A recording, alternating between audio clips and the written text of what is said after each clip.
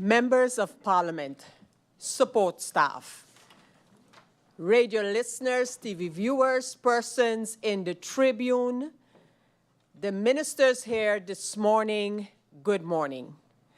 Especially for those persons, and that is actually everyone except to the ministers and the members of Parliament, would not know that the meeting had actually started as a closed-door meeting in which the Prime Minister made a few introductory remarks on the topic at hand, namely G.E.B.E.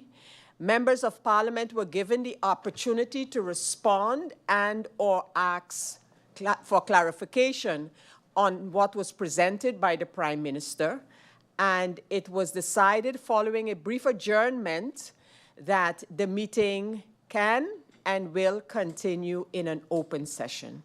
Hence, this Central Committee meeting for today, Monday, will now continue in an open fashion. Again, I want to welcome the members of Parliament. I want to welcome the ministers here present. We have with us today the Prime Minister, Minister of General Affairs. We have the Minister of Public Health, Social Development and Labor, and Acting Minister of Public Housing, Spatial Planning, Environment and Infrastructure. And we have with us the Minister of Tourism, Economic Affairs, Transport and Telecommunication. I want to mention that we have received notice of absence from MP Duran and notice of lateness from MP Jacobs. We have had the part of notifications, so we continue with this Central Committee meeting for today, Monday, June 17th, Central Committee meeting number 20. Once again, welcome ministers and your support staff. I recognize in the Tribune representatives of NV G.E.B.E., namely Mr. Washington and Mr. Richardson. All others in the Tribune, welcome to this meeting. I now give the floor to the Prime Minister, Minister of General Affairs, Dr. Luc Mercelina. PM, Prime Minister, you have the floor. Thank you, President. Honorable President of Parliament, Secretary General, members of Parliament, the ministers present in this session, the support staff, the public in the audience, and the people of St. Martin, good morning. St. Martin is at this particular moment in an energy crisis that is actually threatening our safety and our livelihood and our economy. As I said in the beginning, at this particular moment, but what I mean with that is in the last 2 years, this country is in a crisis situation concerning energy supply for the country of St. Martin. This meeting, whether behind closed doors or open to the public, it is not a platform for political maneuvering and, of course, for political grandstanding. It is a solemn call to action. The future of G.E.B.E. and the well-being of our citizens depend on the investments and decisions we will take together with each other. Our people are looking to us for solutions, not for debates on a problem that is known already for the past 2-3 years. They need now our unity, our resolve, and our unwavering commitment to navigate through this crisis. The reason why I originally have requested a closed-door meeting was because we were considering the fact that the G.E.B.E. had some signed non-disclosure agreements with negotiating consortium stakeholders that were busy seeing to finance the projects for us to be able to get out of this crisis situation. And by exposing details of information, it could have an adverse effect on investors and suppliers, and it could be of a dimension that it could harm the progress of the negotiation with the consortium group. Exposure of confidential information could hurt the company and could have a serious negative effect on the livelihood of the people of St. Martin. The people of St. Martin has to realize very, very good that I'm here with the new government since 6 weeks.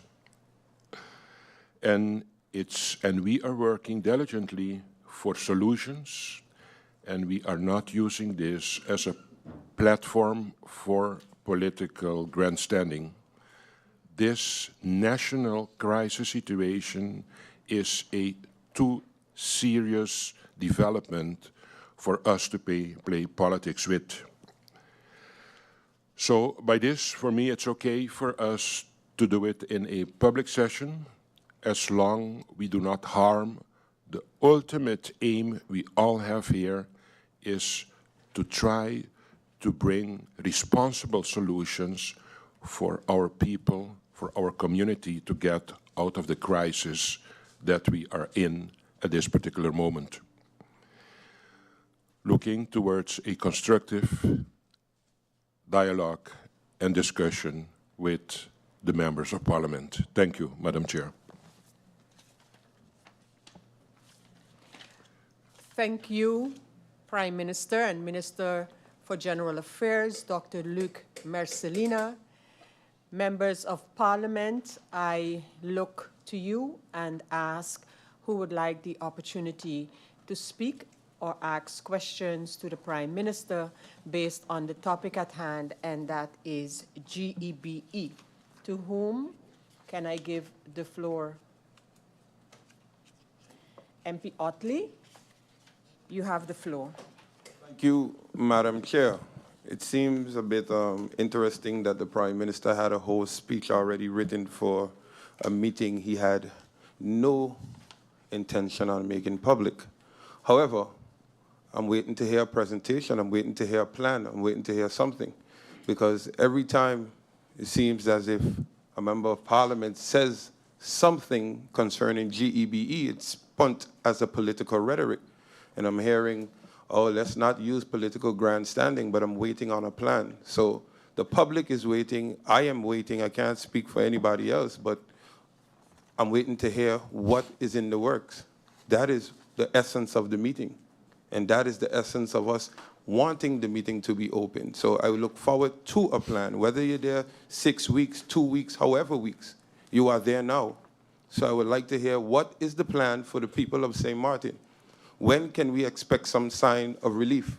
Everyone got excited yesterday when we saw this figure, this ship in the water. We all thought it was a sign of hope. And then lo and behold, 10 minutes later, GB said, no, it's not the hope that you were looking for. So I'm waiting to hear the hope. That is what the essence of this meeting should be about. Thank you. Thank you, MP Otley, and any other member of Parliament?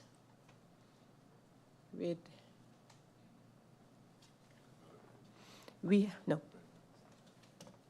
Oh, okay. We do have MP Akim Arundel. MP Arundel, you have the floor. Sorry, good morning again, everyone. Good morning, Prime Minister. Basically, cut it short and get straight to it because, like we say, we get a presentation. We don't know what to expect from GB. You are there right now. You were there for where you are there currently and still there, even though it's short term. The people want to know exactly all these things. What are the short and long terms on GB? They want to hear solutions.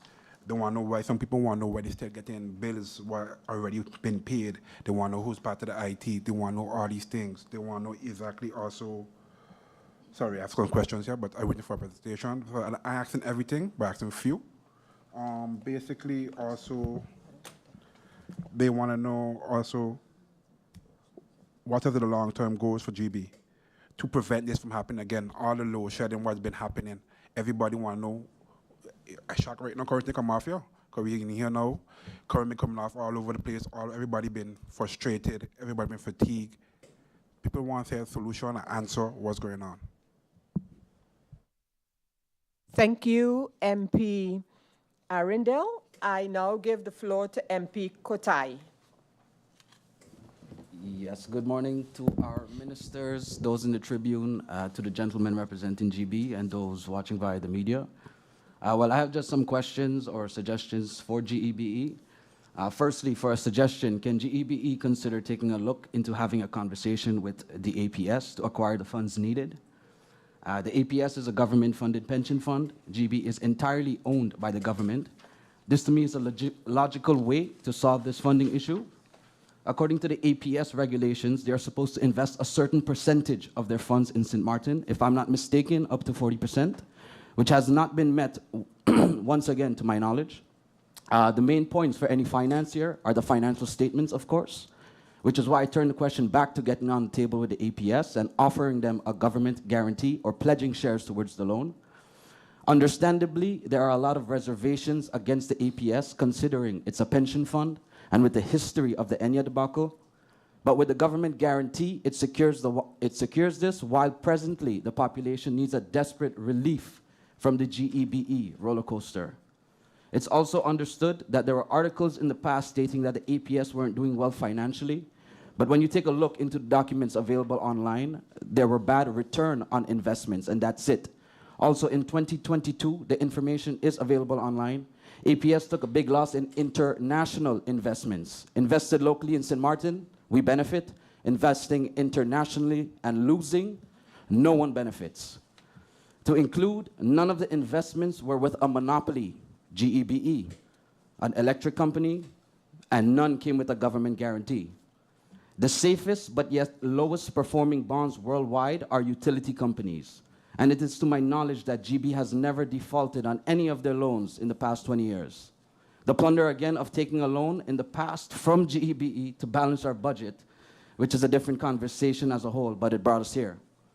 So what I'm leading to is, up to what year does G.E.B.E have audited financial statements? Where have you currently looked for financing, and what is the rate that is being offered? Looking into alternative energy sources has been in the concession of G.E.B.E. What has been the update regarding this? In 2014 or 15, one of the years, a study was done whereby 2025, we had to be 80% in renewable energy. So why hasn't any resources gone into furthering studying what is the best option in alternative energy for country St. Martin? And lastly, if this can be answered, I want to ask the board, in their words, where do they think the problem started? I know this is a debacle that's been used merely as a political football by a few, but I would like to come to a solution and ask you, in all honesty, where does this problem stem from? And who would the board of G.E.B.E blame for being in this current predicament? Thank you, Madam Chair. Thank you, MP Kotai. I see MP Marlin. Did I see you touch the button earlier? Then I want to give the floor to MP Marlin. Good morning. Good morning, our Honorable Chair Lady. Good morning to my colleague, members of Parliament. Good morning to the Prime Minister, Dr. Luke Messalina. Good morning, Minister of TIAT, and good morning, Minister of ESA. Good morning also to the Tribune and the listening audience, and to the Director of G.E.B.E NV. Madam Chair, this morning, I have to ask a few questions. We are here today to hear plans. What are the solutions given? I just heard from the Honorable Prime Minister, today is not a day to play games and to play politics with G.E.B.E. Well, when I listened to the MP directly, who spoke directly before me, it seems as if he didn't get the memo, because right away, the game playing, and the dangerous question, the game blaming.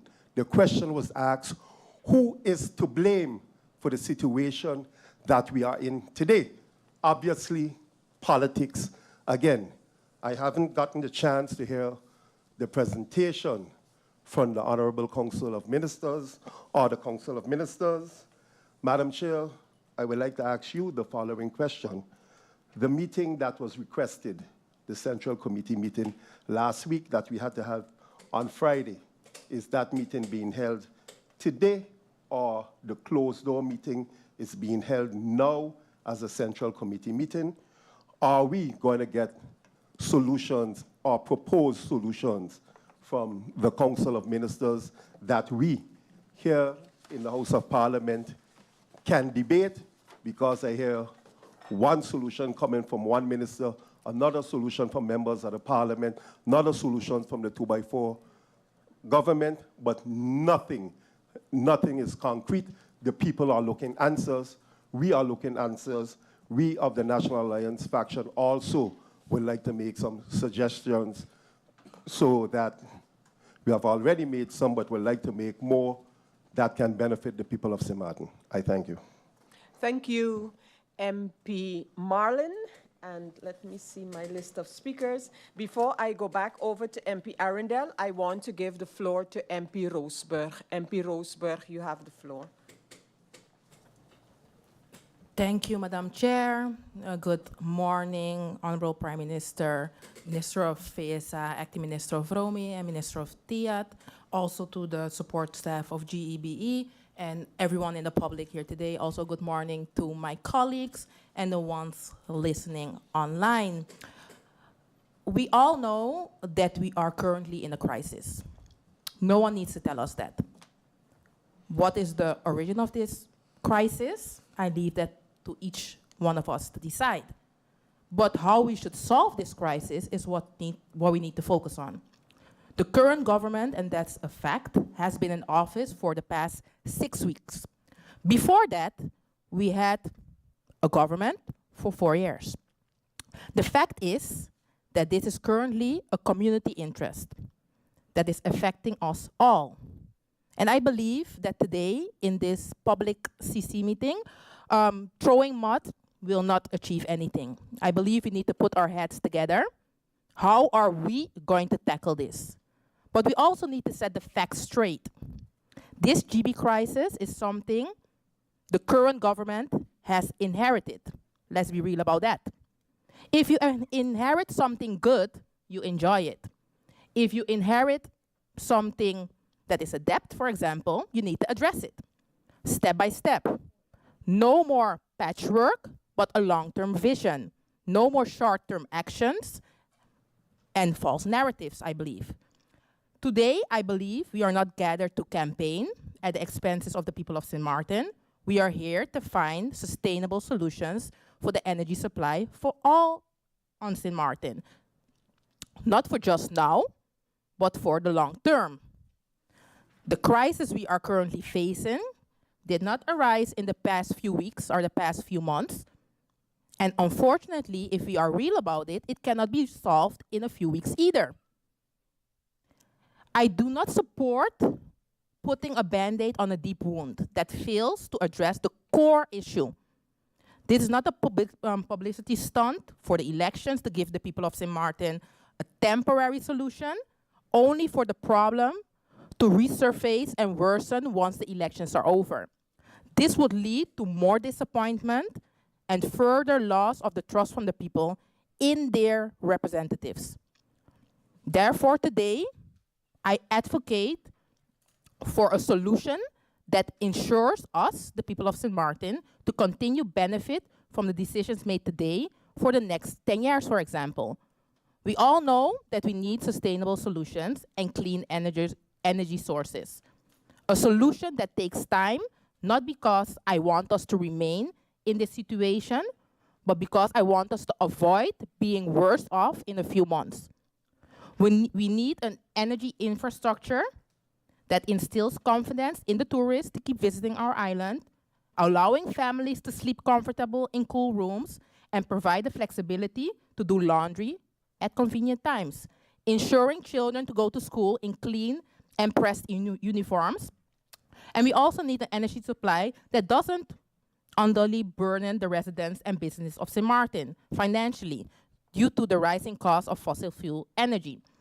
So therefore today, I'm looking forward to hear from the Council of Ministers, where are we currently? What are currently the short-term solutions and the long-term solutions? I thank you, Madam Chair. Thank you, MP Roseburg. And I now give the floor to MP Emmanuel. MP Christophe Emmanuel, you have the floor. Madam Chair, lady, thank you very much. Madam Chair, let me fix up my papers and get straight to the point. Madam Chair, I would like to ask this question to you in particular. How is this going to go, Madam Chair?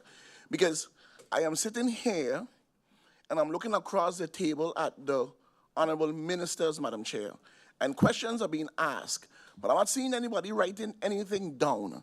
So I'm trying to figure out, when questions are asked, who are we to get the answers from? The Council of Ministers, and who are they going to get the answers from? Is it G.E.B.E., Madam Chair? Because I'm also looking in the Tribune, I'm seeing representative from G.E.B.E., but I'm not seeing nobody writing anything down. And Madam Chair, from experience with the past government, the Prime Minister would walk in here with G.E.B.E., and when the questions are asked, the answers come back, we need 2 weeks. We need this amount of time to come back. Oh, we can't answer this. Oh, this is come. So, Madam Chair, I would like to know, how is this meeting going to go when members of Parliament ask questions, Madam Chair? So I just want to know that before I start to ask. Thank you very much, Madam Chair. Thank you for that question, MP Christophe Emmanuel. I now give your question will be answered by the way, MP, but I now give the floor to MP Marlin. MP Marlin, you have the floor. Good morning again, Madam Chair. Madam Chair, what we see today again is government of contradiction, government of blame, or better yet, a government of no solutions. Madam Chair, today was to be a closed-door meeting, but when I look and I listen to previous MPs speaking, they came prepared with all statements as public statements, but not only as public statements, but politically loaded public statements where the Honorable Prime Minister said, let this be good conversations, let us not mudsling, let us not blame. And the first thing we hear from MPs supporting the government of no solutions, public blame, blaming 4 years, blaming the previous government, but saying we only there 2 weeks. But prior to this election, we heard all the answers coming from these same MPs. Get us in, we can fix it. We don't need time, we could fix it immediately. Now they're there to fix it. They're saying, no, the time is too short, we shouldn't blame game. But everything we hear, the rhetoric about the previous government. Madam Chair, let us deliberate in here today. Let us come up with solutions and stop the blaming. Stop the blaming. I heard statements that this country is bankrupt coming from the Council of Ministers. I think that statement alone is damaging to any lender for GB. I thank you. Thank you, MP Marlin. Allow me, I don't see any other MP right now, but we do have a member of Parliament, and that's MP Jacobs. MP Jacobs, you have the floor. I was going to respond to the questions asked, but then I give you the floor. Thank you, Madam Chair. Good morning to you, the griffier of Parliament, our Honorable Prime Minister, and the Council of Ministers, or the members of the Council of Ministers here, my colleagues in Parliament, those in the Tribune, and of course, the people of St. Martin. My apologies for the late arrival due to an urgent appointment that I had, but I'm happy that this meeting was indeed made a public one, in the sense that the public could follow the deliberations. Madam Chair, I was not able to be at the communications that G.E.B.E, NV G.E.B.E had with the community. I did see some excerpts of it. I have heard press briefings, in-press briefing statements being made, but still the people, as my former or the former speakers before me have mentioned, have been looking at what are the solutions. And though I hear some people asking, some members asking about what's the cause and who's to blame, that is not where my question would be directed. I have just recently moved from the other side of the floor, so I know exactly how people feel in these situations when crises come, and that is what governing is all about. And we spent a lot of time, and I was ridiculed for that, in informing the people of St. Martin as to what and how far governments can go in decisions where government-owned companies or companies in which we have shares, the 100% shares, are. And I believe the Integrity Chamber put out a report as well.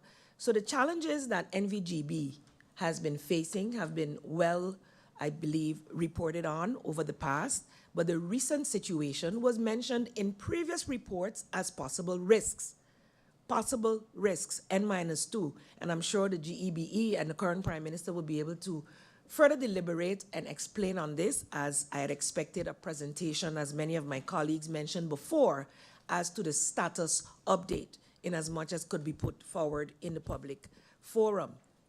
Madam Chair Lady, the purchase of engines, and I can speak from experience in previous comms, such as yours, and also with yourself, the approvals had been done in previous councils of ministers. So when people stand up and blame council of minister after council of minister, and we've had one for 4 years, yes, and previous to that, several, as well as several board changes. So I'm not going to be the one to explain all of the reasons, but we have been facing crises within G.E.B.E. We all know about the hack, etc. And this situation with the maintenance, this situation with power supply has always been reported on as a risk if more than one engine goes down. So we have been facing these challenges. I look forward to the explanation and the status update, as well as how far we are in finding solutions. I've heard several, but of course we need to know what solutions are feasible in today, 2024. We are in June 17th, and I would like, of course, to hear from Madam Chairs exactly as my colleagues have asked in terms of the meetings that were asked on Friday, the clarification as to how that will go. I'm also going to address at this time statements made because, yes, I was the Prime Minister at the time, and when we're relying on government-owned companies for information, that is how it goes in terms of how the information is relayed to Parliament and the timing of such as well.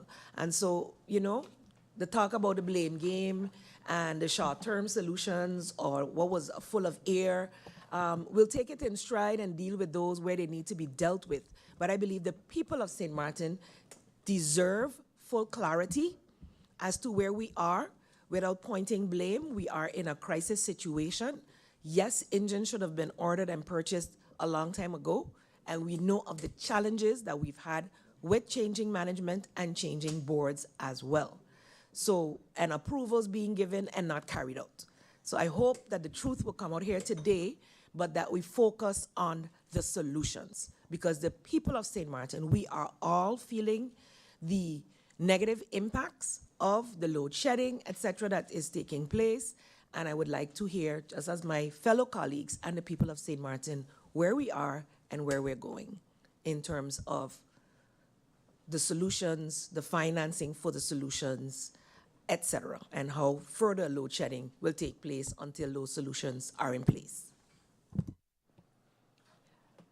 Thank you, MP Jacobs. And let me answer two questions that have been posed by members of Parliament, namely one by MP Marlin, and that was whether, basically the status of this meeting compared to the other requests for meetings on G.E.B.E. This meeting does not replace the other meetings as requested, one to be finished and one that was requested. Those meetings have just been postponed in terms of holding the meetings due to the urgent request by the Prime Minister to come to Parliament on the G.E.B.E matter. That's one answer. MP Christophe Emmanuel, I am understanding that the Prime Minister would be making a presentation and was looking at the adjustment because of coming from a closed door to an open one. Prime Minister, I don't want to put any words in your mouth, but if that can be clarified, that is what is going to happen. Thirdly, I want to mention that the meeting that we needed to finish, and that was the public meeting number 3, which was actually requested on the 29th of September of last year. The first part of that meeting was held on October 11th of last year. It continued on March the 7th of this year, and that is the meeting that needs to be finished, a public meeting. We received the answers to the meeting, to the part of the meeting that started in October. We received those answers in January. Those answers, of course, are on the Teams of Parliament under IS 345. The answers regarding G.E.B.E. based on questions posed in the meeting of October the 11th, again for members of Parliament. Those answers can be found on Teams, and the IS number is 345. In the meeting held on March 7th, which was to be continued on the 17th of March, but could not take place due to travel plans of the Prime Minister. So that needs to continue. However, the questions that were posed in the meeting have been provided to Parliament on the IS 805 that has just been registered as an incoming document. So members of Parliament, the second set of answers based on the public meeting are also in at Parliament at this time. So I hope to have clarified where we are with meetings on G.E.B.E. This one that we're having is based on the request by the Prime Minister. So I look now, I think I have some other speakers, and MP Christophe, you want to speak before we go over to the Prime Minister, or you want to hear from the Prime Minister first? MP Emmanuel. Well, I mean, Madam Chair, there's no presentation the Prime Minister can show me that comes from G.E.B.E. that I'm going to believe plain blank out, period. You know, so really hearing from the Prime Minister, I just want answers to the question that I'm about to ask.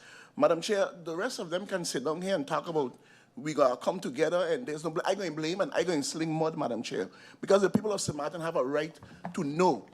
Madam Chair, when I tell the people of St. Martin that we have lived through a period of 4 years with the worst government in the history of this country, but Madam Chair, we've seen it today. We've seen the reasons for that today, Madam Chair, pure neglect. And that's what it is with G.E.B.E. They can try to wiggle their way out of it as much as they want. As much as they want. Madam Chair, the fact of the matter is, you sat there for 4 years. You appointed that board. Madam Chair, you appointed that temporary manager. Madam Chair lady. That's what you did. So you knew these things was coming. You knew these things was coming. You knew this was about to happen. And today we mustn't sling mud. I'm going to sling mud. Because, Madam Chair, this is your cause. Because of the worst government that we have had. However, Madam Chair, we also told the people of St. Martin we could do it better. I am not going to come here and sit down and simply go along to get along. I'm not going to do it. This is the reason why I'm saying to the Honorable Prime Minister, don't follow the same footsteps of the previous government by simply and basically lock, block, clock, sinker, whatever you want to call it, accepting everything G.E.B.E. tells you. And then walks into Parliament and telling us, well, this is from G.E.B.E. You can't do that. You can't do that. Why, Madam Chair?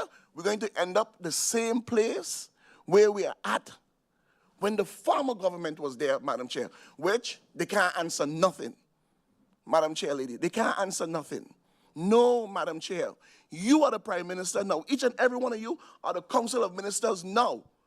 4 years gone. It's not in their laps anymore. It's in your lap. It's your problem now. You inherit that problem from the worst government that we have had. But you inherited that problem. So you must come with solutions, Madam Chair. Madam Chair, they could try to wiggle their way out of how, as all that they want. We didn't give gridlock, whatever you call them, exclusivity Madam Chair, in this country to deal with renewable energy. What name? Grid market? Gridlock? What is? Grid market. We didn't do that. The former government did that, Madam Chair. Exclusivity in this country. They have it. Based on what? Based on what? But now today, you're playing Punch's pilot. Oh, I didn't do that. Oh, well, let me find solutions. 4 years. 4 years. Where's the solution for G.E.B.E.? That's your board that you put there. That's your temporary manager that you put there. And what are we getting out of it? Nothing. Absolutely nothing, Madam Chair Lady. Whether it is contradiction, whether it's mix-up, whether all that you want to call it, the facts remain. The facts remain that we have a problem. That we have a problem, Madam Chair. And the people of St. Martin want to know what are the solutions. What are the solutions? Madam Chair Lady, that's what the people want to know. So when you want to come now and say, we got to come together, we got to do this, we got the time for that pass. The time for that gone. This government that I was a part of said that we can do it better. Said that we can do it better. I don't want to hear what G.E.B.E. told you. I want to hear what your experts from everywhere else and reports told you that can be done better, Madam Chair Lady. Because again, I don't believe nothing that comes from G.E.B.E. Absolutely nothing, Madam Chair. So I would like to know, Madam Chair, in terms of a solution, how long will the people of St. Martin will be experiencing power outages? I would like to know that. How long, in terms of a solution, the people of St. Martin will be experiencing power outages? Madam Chair, it can't be. It can't be that we are going into July and we are coming down to the last quarters of the months, of the year, and the people still got to be suffering. Madam Chair, it can't be. In addition to that, Madam Chair, I would like to know whatever solution that the government is coming with, how sustainable is that solution and for how long, Madam Chair? Is it a temporary solution? Is it a midterm solution? Is it, Madam Chair, without having the generators, a fixed solution? I would like to know. The people of St. Martin would like to know. In addition to that, Prime Minister, you have to ask the board of G.E.B.E. and you have to ask the temporary manager also of G.E.B.E. who replaces the damaged equipment, people, fridge, the flat screen TV, the air condition, the fans, all the electrical appliances that is being damaged right now because of load shedding. Because, Madam Chair, it can't be that G.E.B.E.'s simple solution is go out and buy a power surge. Because then every house got 6 and 7 and 8 of them, drop cards running all here and there. What is the plan G.E.B.E. would have to compensate the general public for everyone that have lost their equipment during this crisis? They didn't create it. They didn't create it, Madam Chair Lady. So I would like to know what plan. In addition to that, Madam Chair, can the Honorable Prime Minister explain to the people of St. Martin exactly what is the breakdown in the mechanical engineering of the generators of G.E.B.E. that today we are experiencing the load shedding? So in terms of, Madam Chair, I would like to know, at our peak rate of megawatts output, how much do we produce? 60 megawatts, 57 megawatts, 52 megawatts. How much do we produce at our peak, Madam Chair? And now with the generators down, what is being produced right now? I would like to know. And Madam Chair, I would also implore on you to ask the Honorable Prime Minister to break it down in layman's terms so that the general public can understand why the load shedding now is necessary. Why? So, Madam Chair, I would like the Honorable Prime Minister to say, well, look, listen, the reason why we have to take off South Reward twice a day is because if we don't do that, this is what's going to happen in Coal Bay. this is what's going to happen in the Middle Region. I want to know. The people have that right to know, Madam Chair Lady. Also, Madam Chair, in terms of the solution, I'm not asking for the cost.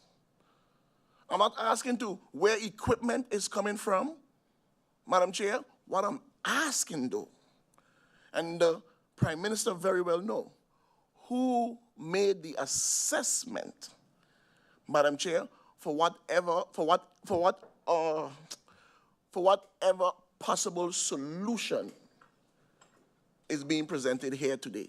It can't simply be, Madam Chair, that the engineers down at G.E.B.E. simply tell the Prime Minister, well, this is what we need, this is what we're going to get, and this is how it's going to work. No, that's not good enough for me. It can't simply be so. How? Why? What? Where? I need answers, Madam Chair. I need answers. Also, Madam Chair, is it true or is it not true that the chief engineer of G.E.B.E. resigned? I would like to know.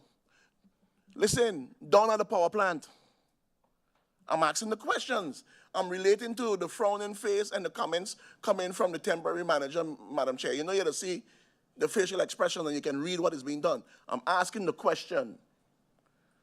The chief engineer, did he resign or not? It was circulated on Facebook. It was there a couple of weeks ago, a couple of months ago. I would like to know if he's there or not. I'm trying my utmost best not to call names, but it's right at the tip of my tongue to simply call them out, Madam Chair. Okay? I would like to know also, Madam Chair. In addition to that, Madam Chair, should I say the word on the street? No. It's not a word on the street, but information reaching me, Madam Chair, is that we have a problem with the crankshaft of one of the engines. There's a problem. Madam Chair, I would like to know, and the people of St. Martin need to know, how long? How long? Because I would want to believe it fall back in them 4 years that the previous government had, and they did nothing. How long did G.E.B.E. knew that there was a problem with the crankshaft or the engines?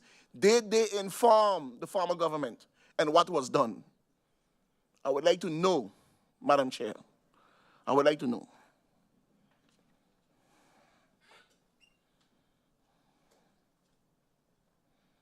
Madam Chair, also, when it comes to customer service at G.E.B.E., relating to all that is happening right now, the stress, the anger of the general public, besides the, what GB does call them, the meetings that they have in, what are they calling them? The tongue, whatever they call them, Madam Chair. When it comes to the building where people are going in to pay their bills, what sort of comfort methods is G.E.B.E. offering the general public? I would like to know, Madam Chair.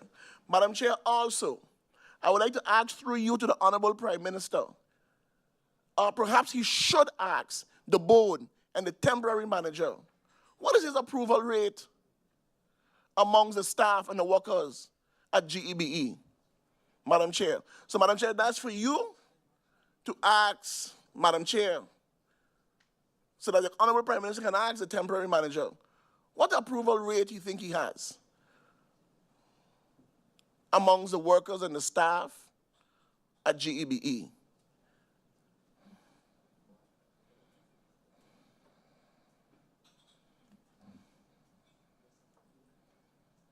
Madam Chair, in terms of the breakdown of the engines that we have right now, so we have a breakdown in engines. And to sort of mitigate that problem, thus we have load shedding. I would like to ask through you, Madam Chair, to the Honorable Prime Minister, the Prime Minister, of course, will have to get his answer from GB. So in terms of the stress level of the other engines, on a scale from 1 to 10, 10 being the worst or 10 being not good, and 1, 2, 3 being, well, okay, they can hold up. How long, Madam Chair, can the other engines hold up, even with the load shedding that is taking place right now? How long? Because, Madam Chair, if we are experiencing the type of load shedding that we are experiencing now, imagine what would happen if another engine conk out. Imagine. And that falls into the possible solution, Madam Chair Lady. It falls into the possible solution. Madam Chair, I would also like to respond to my colleague and one of the coalition partners when it was made mention that we can't put a plaster on a wound. Madam Chair, this ain't no wound, you know. This ain't no cut now, Madam Chair, we comatose. That's the stage we're in right now. We far gone from a simple cut and a wound, Madam Chair. You can't put no plaster on this. You can't even cut it off, Madam Chair. The gangrene done spread already. Why? It had 4 years of spreading, Madam Chair. 4 years. And the physicians who we had there just watch it fester. They just sat there and they watch it fester, Madam Chair. That's what happened. So right now, a doctor step in and decide to cut off a leg, cut off a hand, and say, well, you know what, it's best we cut off both hands and both legs. And by that happening now, we in a coma. That's what we got right now, Madam Chair. But, where's the prosthetic? Where's the artificial limbs? Where's the artificial arms? Where's the fixing mechanism? I don't want to hear too much talk, Madam Chair, from the Honorable Prime Minister, who's a doctor. I don't want to hear too much talk, Madam Chair. The people of St. Martin is looking for a solution. They're not looking for no solution from opposition. They have nothing to stand on, especially, Madam Chair, especially the National Alliance. They have nothing to stand on. You see, UP get a pass, Madam Chair, because they were like the stepchild. They were like the stepchild, Madam Chair. And I believe the former member of Parliament, Rolando Bryson, alluded to something like that. But, Madam Chair, they have nothing to stand on as to why we're in the situation that we're in. You caused it. You caused it, Madam Chair. But this government have to fix it, and they got to fix it fast. What this government cannot continue to do, and what this government cannot simply say over and over is, yeah, you had 4 years, I only there for 4 weeks or 6 weeks, is a thing I work. It's not going to work for me. Madam Chair, I have sat in opposition with this government for 4 long years. And I just want to paint a simple scenario, Madam Chair. And it's sort of a sidetrack, but it's just to reiterate again the badness, the wickedness of the previous government that we had here. Madam Chair, I filed a building permit from since 2021, 2022, never got nothing. Never got nothing, couldn't get it, Madam Chair. 4 years, nothing, absolutely nothing. Madam Chair, in 3 weeks with this government, I have the building permit. And guess what, Madam Chair? It was already signed off with payments to be made, booked in and everything, but never reached to me. Vindictiveness, Madam Chair. And when I tell the people of St. Martin, yes, the Honorable Minister, Acting Minister of Romy signed that permit, I don't want to go into the details, but I have it in my hand today. In 3 weeks, Madam Chair. So that tells me that, yes, I can't equate a building permit to the problems of G.E.B.E., but what I can say, stop talk, start to work, get action done, get movements done. Madam Chair, the temporary manager is in the midst and will not like what I'm saying. But I have no beef whatsoever with the individuals. No beef with the individual whatsoever, Madam Chair. The fact of the matter, it comes down to the work.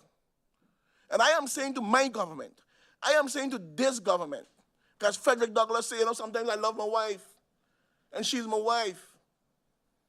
But we just have a lover's quarrel at times. I'm having a lover's quarrel with you right now. And it can't be, Madam Chair. You remove Shaka, you remove Kendall as managers, but we keep in Troy and we keep in Mingo. It can't be, Madam Chair. It can't be. How is that possible? Madam Chair, I am proposing, not only should the temporary manager be removed immediately, but also the board. Also the board, Madam Chair. But you know what you're going to hear? Corporate governance this and corporate governance that. But where was corporate governance when they put Keith Frankel, where they put him? In the space of a couple of days, he read a 50-page report, fire this one. Where was corporate governance then? It can be done. Get it done. And I am proposing, since I don't want Shireen Daniel there anymore, that have a 5-year contract, pay the good young lady out, go and talk to the former governor, Eugene Holliday, appoint him as a temporary manager and get things done. Nobody can question a gentleman with his work ethics. Nobody can question that, Madam Chair. Leave him put a team together and we move on. Because the present team we have now is not working. It hasn't been working for the previous government and it's not going to work for this government. It's not. It's not going to work. It's not going to work. And Madam Chair, I will distance myself. I will distance myself from the solutions and the actions of this government if they continue on the tracks with G.E.B.E., with this managing board, and with this temporary manager. Madam Chair, it's not working. Madam Chair, something needs to be done. Something needs to be done. And I am saying, through you, Madam Chair, and to the Honorable Prime Minister and the Council of Ministers, you're losing support from Chris now. But sometimes, you know, you need to hear it in the harshest of ways so that the point can come across. Madam Chair Lady, I thank you very much. Thank you, MP Christophe Emmanuel. I now give the floor to MP La Cruz, and then I come back to MP Marlin. MP La Cruz, you have the floor. A blessed morning, Madam Chair Lady. Thank you. And good morning to my fellow colleagues, the Council of Ministers that are present, the Secretariat, and those in the Tribune. I'm sitting here and watching all the theatrics, because that is what it is to me. Madam Chair Lady, I hear of blaming and getting a pass, but I am going to make it extremely clear that the United People's Party, while in government the last 4 years, or at least the last 3 years when I was there in the cabinet as chief of staff, that we did work on things that would help the country and G.E.B.E. with fuel and their prices, as this is the only part that belongs to TIAT. Madam Chair Lady, this problem didn't start 4 years ago. Before me right here, Madam Chair Lady, I have newspaper articles, I have motions that came from right here in Parliament every government that has been there since 2011. So if we're going to play and blame, let's do it correctly. Because if you are sitting in government, or if you are sitting in parliament, it is your job to make sure that what you and all the motions that you have brought forth, that they go through and they are forced upon in budget meetings or wherever to the government. So the game needs to end. It is crazy. Tabarnak.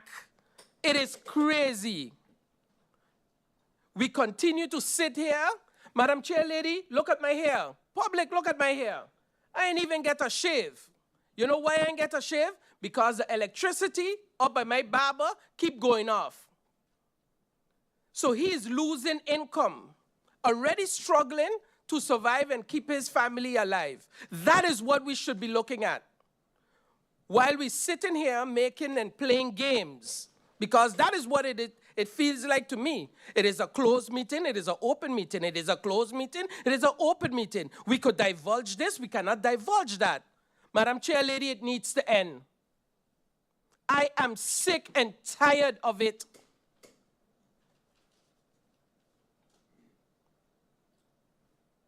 Madam Chair Lady, I have questions,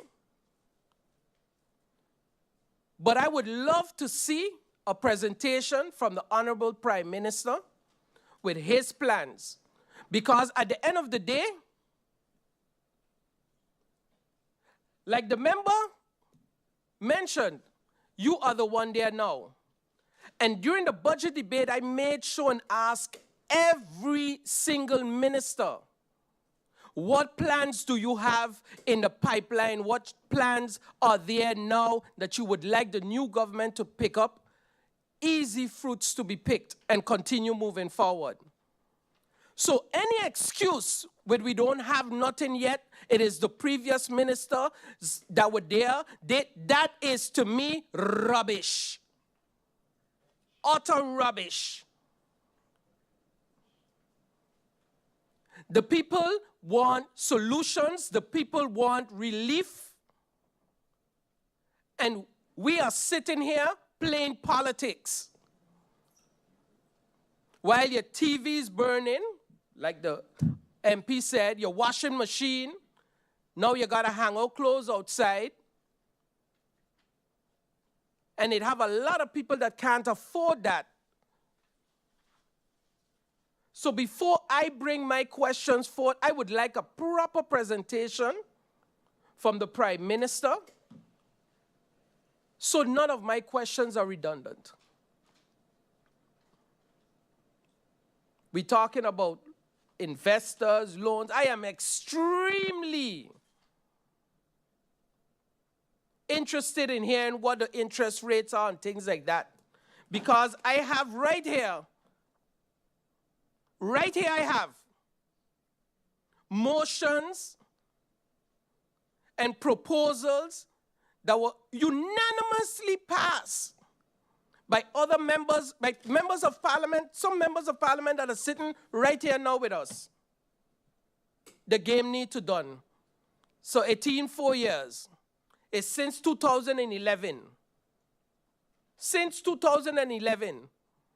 And to the stack of my pile, I have a newspaper article that came out on May the 10th, 2016. So I need you to go.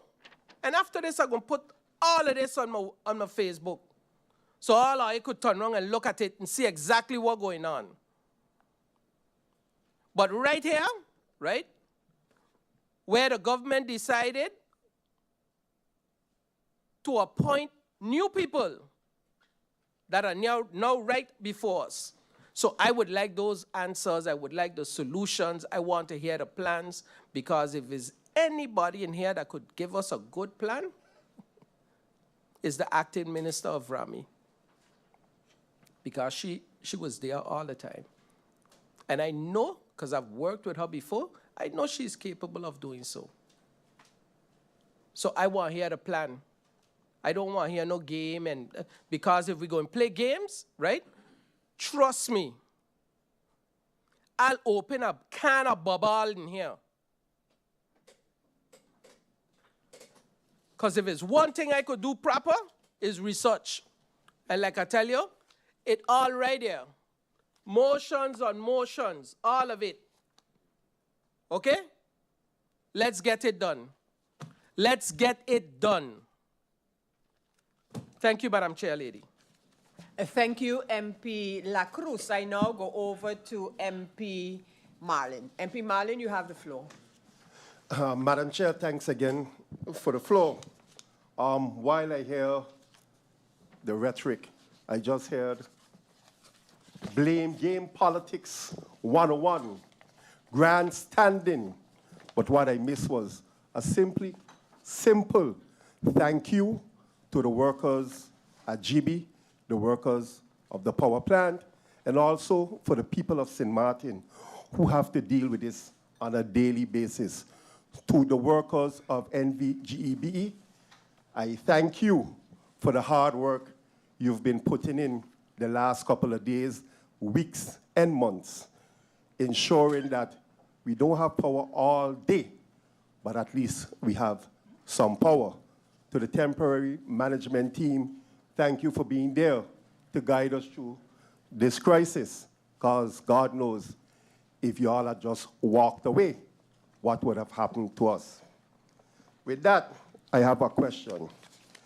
We understand that the engine 19 has a bearing crankshaft issue. What is the update? If this repairs are successful, what would this mean for the load shedding in the coming weeks? Another important question that I have to ask, the meaning of COO. What is the meaning of COO? When I Googled it, and I got an answer. Chief Operating Officer. Madam Chair, I listened to one of the members, the blame game king, with absolutely no solutions coming out of the blame game king. He called the previous administration the worst government in history. I think he didn't take the little month the others got in government into account. But I won't go down that road. I want to know who was the COO. Because today, I hear the good MP talk about the last 4 years was the worst government. That's why we're here today. We feel in the crisis today because of the 4 years of the previous government, and especially the National Alliance government.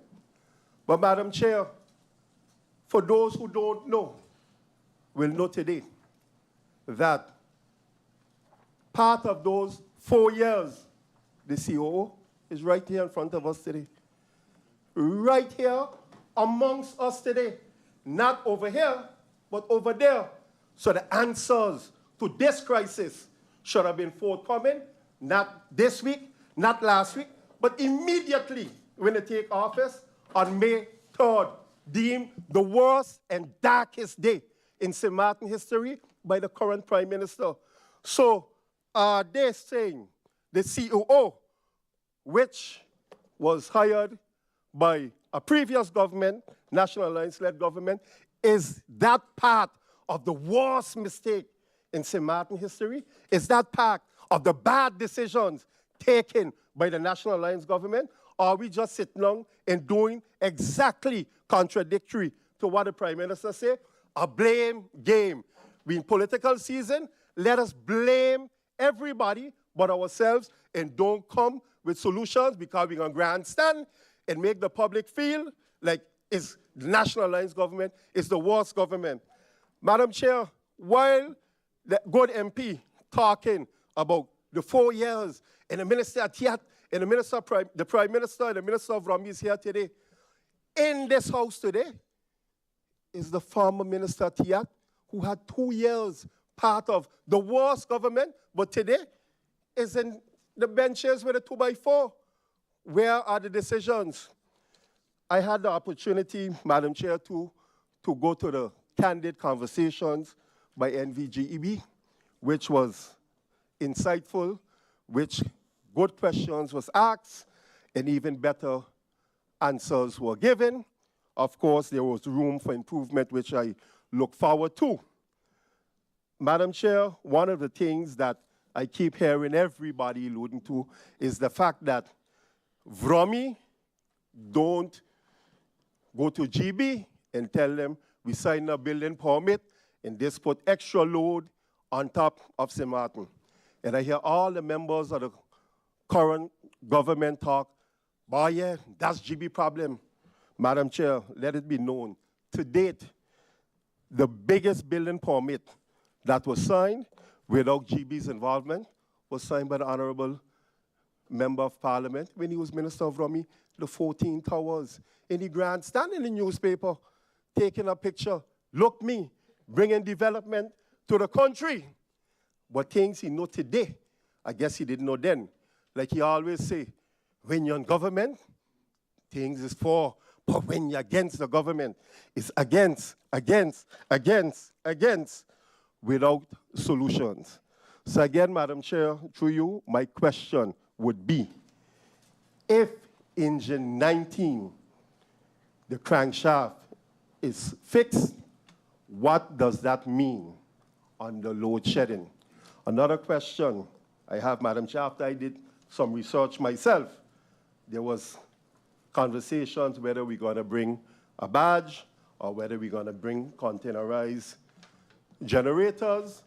If so, can we get approximate cost of what it will cost to bring a badge, how long it will cost, how long it will take if we agree to bring a badge, if we agree to bring containerized generators, how much we will need, and how long it will take, and what is the cost for it. I thank you for now. I'm awaiting a presentation, and then I'll continue with my questioning. Thank you, MP Marlin. And I now give the floor to MP Brug. MP Brug, you have the floor. Thank you, Madam Chair Lady. Blessed morning once again to one and all. Madam Chair Lady, through you, I would like to make it clear that my line of questioning is merely to find out what are the series of events that has caused us to be in this crisis situation today. And in order for us to put things in place to make sure that it is not repeated again. I would also like to assure the public that I completely understand the frustration as a private citizen and as a business owner that they're going through, the losses that they're going through as well. I feel it every day with them. I go through it every day with them. We are going through this together. It is imperative for us to restore our country's energy supply back to normalcy. And for that reason, I have the following questions. Some of these questions probably may have been known already to some individuals, but for the sake of those tuning in and those that might have missed it or don't know it, I'm going to ask it anyway. What are the role and responsibility of managing director, the supervisory board, and the shareholder? What are the types of information that each of these sectors are privy to? The reason I ask this question is because in documents that I've received in Parliament, and also from listening to the press briefings, and also from participating in the candid conversation organized by G.E.B.E, it is clear that each sector has different types of information. And for me, that caused a little bit of confusion. When you tell the stakeholders of a company that they're not privy to certain financial information, I have a problem with that. But anyway, I want to know what type of information these sectors, the board, the managing board, the supervisory board, and stakeholders have privy to. Who appoints the managing board?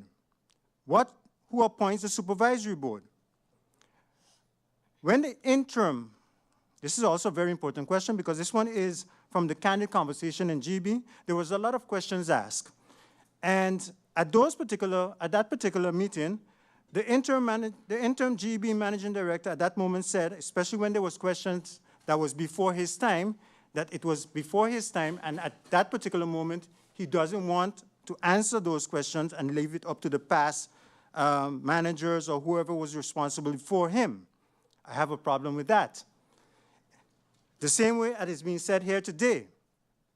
Past government may have been responsible, and I'm not saying which, past government may have been responsible for our situation today, but the current government is sitting there and their responsibility is to make sure to address it and to have it fixed. So my question is, when the interim G.E.B.E manager started, was an assessment done in the various departments within the company to find out the real situation of what was going on in G.E.B.E? The Department of Finance, the Department of Operations, the Department of Customer Service. It doesn't matter. I want to know everything. Was an assessment done in all the departments across the board when it comes to G.E.B.E? Was the findings reported? And to whom were they reported? Was government also part of that? Was government also part as shareholders receiving that information? Did G.E.B.E have a contingency plan in the event of system equipment failure protocol to be followed? If so, what was followed and where did it go wrong? No one can tell me that the situation today, what our people is going through, what we all are going through, this is part of protocol. Because if it is, it's a bad, bad plan.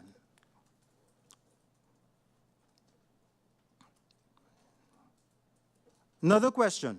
Did management know the lifespan of the engines was coming to an end? And what was the continuation plan in regard to that? In what year the engine situation was first brought to light to the managing board, to the supervisory board, to government as a stakeholder? In what year? What was done to attempt to remedy the situation from then to now? What was done to remedy the situation from then to now?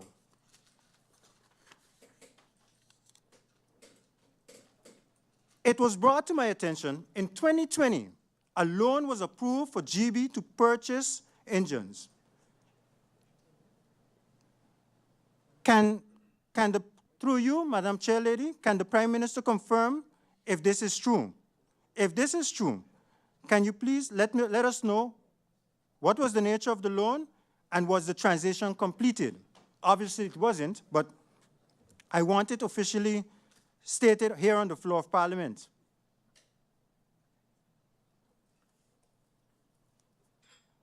From the inception, the Honorable Prime Minister mentioned publicly that the only short-term options to solve energy crisis was the container engine and the power barge.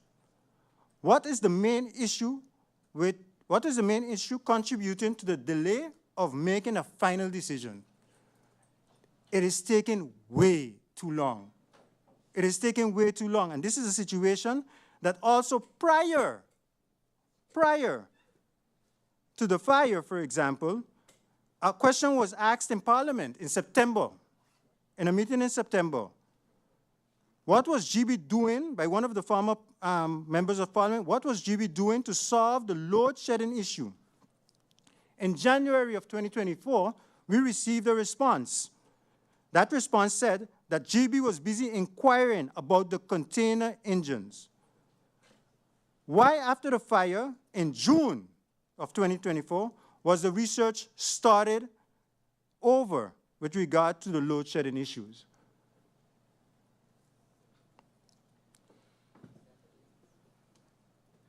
What also I would like to know is, what are the bottlenecks that G.E.B.E has been experiencing for the years that today is contributed to our current situation?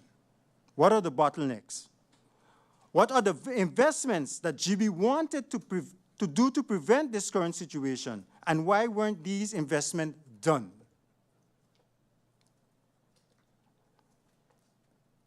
What are the measures moving forward that G.E.B.E has put in place or intend to put in place to prevent load shedding in this magnitude? I understand. I've listened to the short-term solution. The barge is one, the container engines. But what are there other options? And even and even in the long term, when we're talking about the long-term solution or the medium solution, is something going to be put in place to prevent this type of load shedding? Have GE.E.B.E ever informed government on the state of the generator, the engines, and the durability of these equipments? Durability of these equipments. If they have they done it in writing? And can we receive a copy of this? When last were any investment or any upgrade done with regard to the different engines, engine 19, engine 18, engine 11, and perhaps let's make it overall, all the engines that are at GB. When last was any investment or upgrade done with regard to these engines? Can we also receive the documentation supporting this? And if we can also receive probably receipts to know who is responsible and how much it had cost. Madam Chair Lady, I have more questions. These questions was based on presentations done by the Prime Minister in press briefings in the candidate discussion of G.E.B.E. So in the beginning when they said that they're waiting a presentation, I think the Prime Minister have done an awesome job with informing the public over the last few weeks on what was going on. I give with regard to information that was given to him, and I do understand that all information is dependent on what is given also from G.E.B.E. As it was also stated from the former Prime Minister, they rely heavily on information from G.E.B.E., and you're also in that situation as well. Nevertheless, if you're going to do a presentation, I'm going to withhold the rest of my questioning until the end of that presentation, and then after I will continue further. Thank you very much, Madam Chair Lady, for the opportunity. Thank you, MP Brug. I continue with the MPs who have asked for the floor, and I give it to MP Christophe Emmanuel. MP Emmanuel, you have the floor. Madam Chair, thank you very much. I have a colleague behind grumbling, but you don't get a chance. Stop hating. Yeah, get a chance. Yeah, get a chance. Madam Chair, I just want to put some things in perspective. Madam Chair, yes, this member of parliament in 2017 did sign the building permit, Madam Chair, for the 14. Yes, as a matter of fact, Madam Chair, in speaking to the developer at the time, he only wanted 13 floors. He wanted it to be the same height like the cliff. And I told him, I said, but even if you get 13 floors, the same amount as a cliff, you're still not going to be the height of the cliff because the cliff is on a cliff. I said, why not 21? Why not have a landmark? Why not have a trendsetter within the Netherlands Antilles? Madam Chair, so yes, this member of parliament in 2017 was the Minister of Romy and did sign the building permit for the 14. And Madam Chair, I'm extremely proud of that. The buildings are beautiful. You see members of parliament having rooms down there, chilling out, watching what's going on. And I would want to hope, Madam Chair, I would want to hope that those who are talking right now, Madam Chair, ain't taking no campaign money from the developer of the 14, Madam Chair. I hope they are not, Madam Chair. But Madam Chair, just to put it in perspective, this is 2017. Here we are now, Madam Chair, the Minister of Romy of the National Alliance, Madam Chair, sign off the permit for Aqua. 200 rooms. Now, Madam Chair, did you consult G.E.B.E then? Was G.E.B.E consulted then? The 10-story building in Maho was supposed to come. I mean, if I want the people of Seman to know, then let me tell them all the truth then. Because who signed off that permit? The Member of Parliament from the National Alliance. Sign off that permit as minister? No, Madam Chair. I mean, Madam Chair, I could go on, Madam Chair. The 14 only have 180 rooms. Aqua have 200 rooms. The 10-story have even more rooms. Did they consult with G.E.B.E then? But you see what happened, Madam Chair? We like to bundle everything together. Madam Chair, I would want to believe, Madam Chair, that my honorable colleague, who's also an engineer, would know better, Madam Chair, when it comes to development, when it comes to developers, and when it comes to G.E.B.E. and how the permit system works. But you see, it sounds good to put it out in the public. It sounds good to say it that way. But Madam Chair, you could throw all that you want to throw on me. I could take it. Because, Madam Chair, I stand by the decisions that I make. Madam Chair, yes, I sign off on the 14. I did that. Madam Chair. However, Madam Chair, what I will admit, though, since another colleague said, where's the solution? Madam Chair, we worked on waste to energy in 2017. Waste to energy that would have solved two problems, the garbage and the electricity. A 15 megawatt plant. We wouldn't have had this problem today. You're going to take off engine 19, engine this, all of them, you're going to take them off and work on them without having a load shedding, without having anything. But I will admit, Madam Chair, because right is right and wrong is wrong and give Jack his jacket, Madam Chair, the former member of the Council of Ministers at that time, who was also the former Prime Minister and colleague now, stood with me on that waste to energy. So I give her that, Madam Chair. I give her that, Madam Chair. When everybody else was dilly-dallying, Madam Chair, you needed to get the majority in the Council of Ministers to sign off on the MOU, to sign off on these sort of things. And she penned her signature along with, I think it was also Minister Doncha at the time, Madam Chair, for waste to energy. Madam Chair, that proposal is still on the books.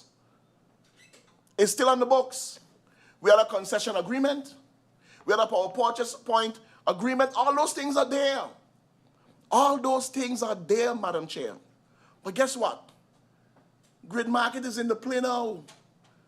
They have exclusivity with anything that comes on, Madam Chair.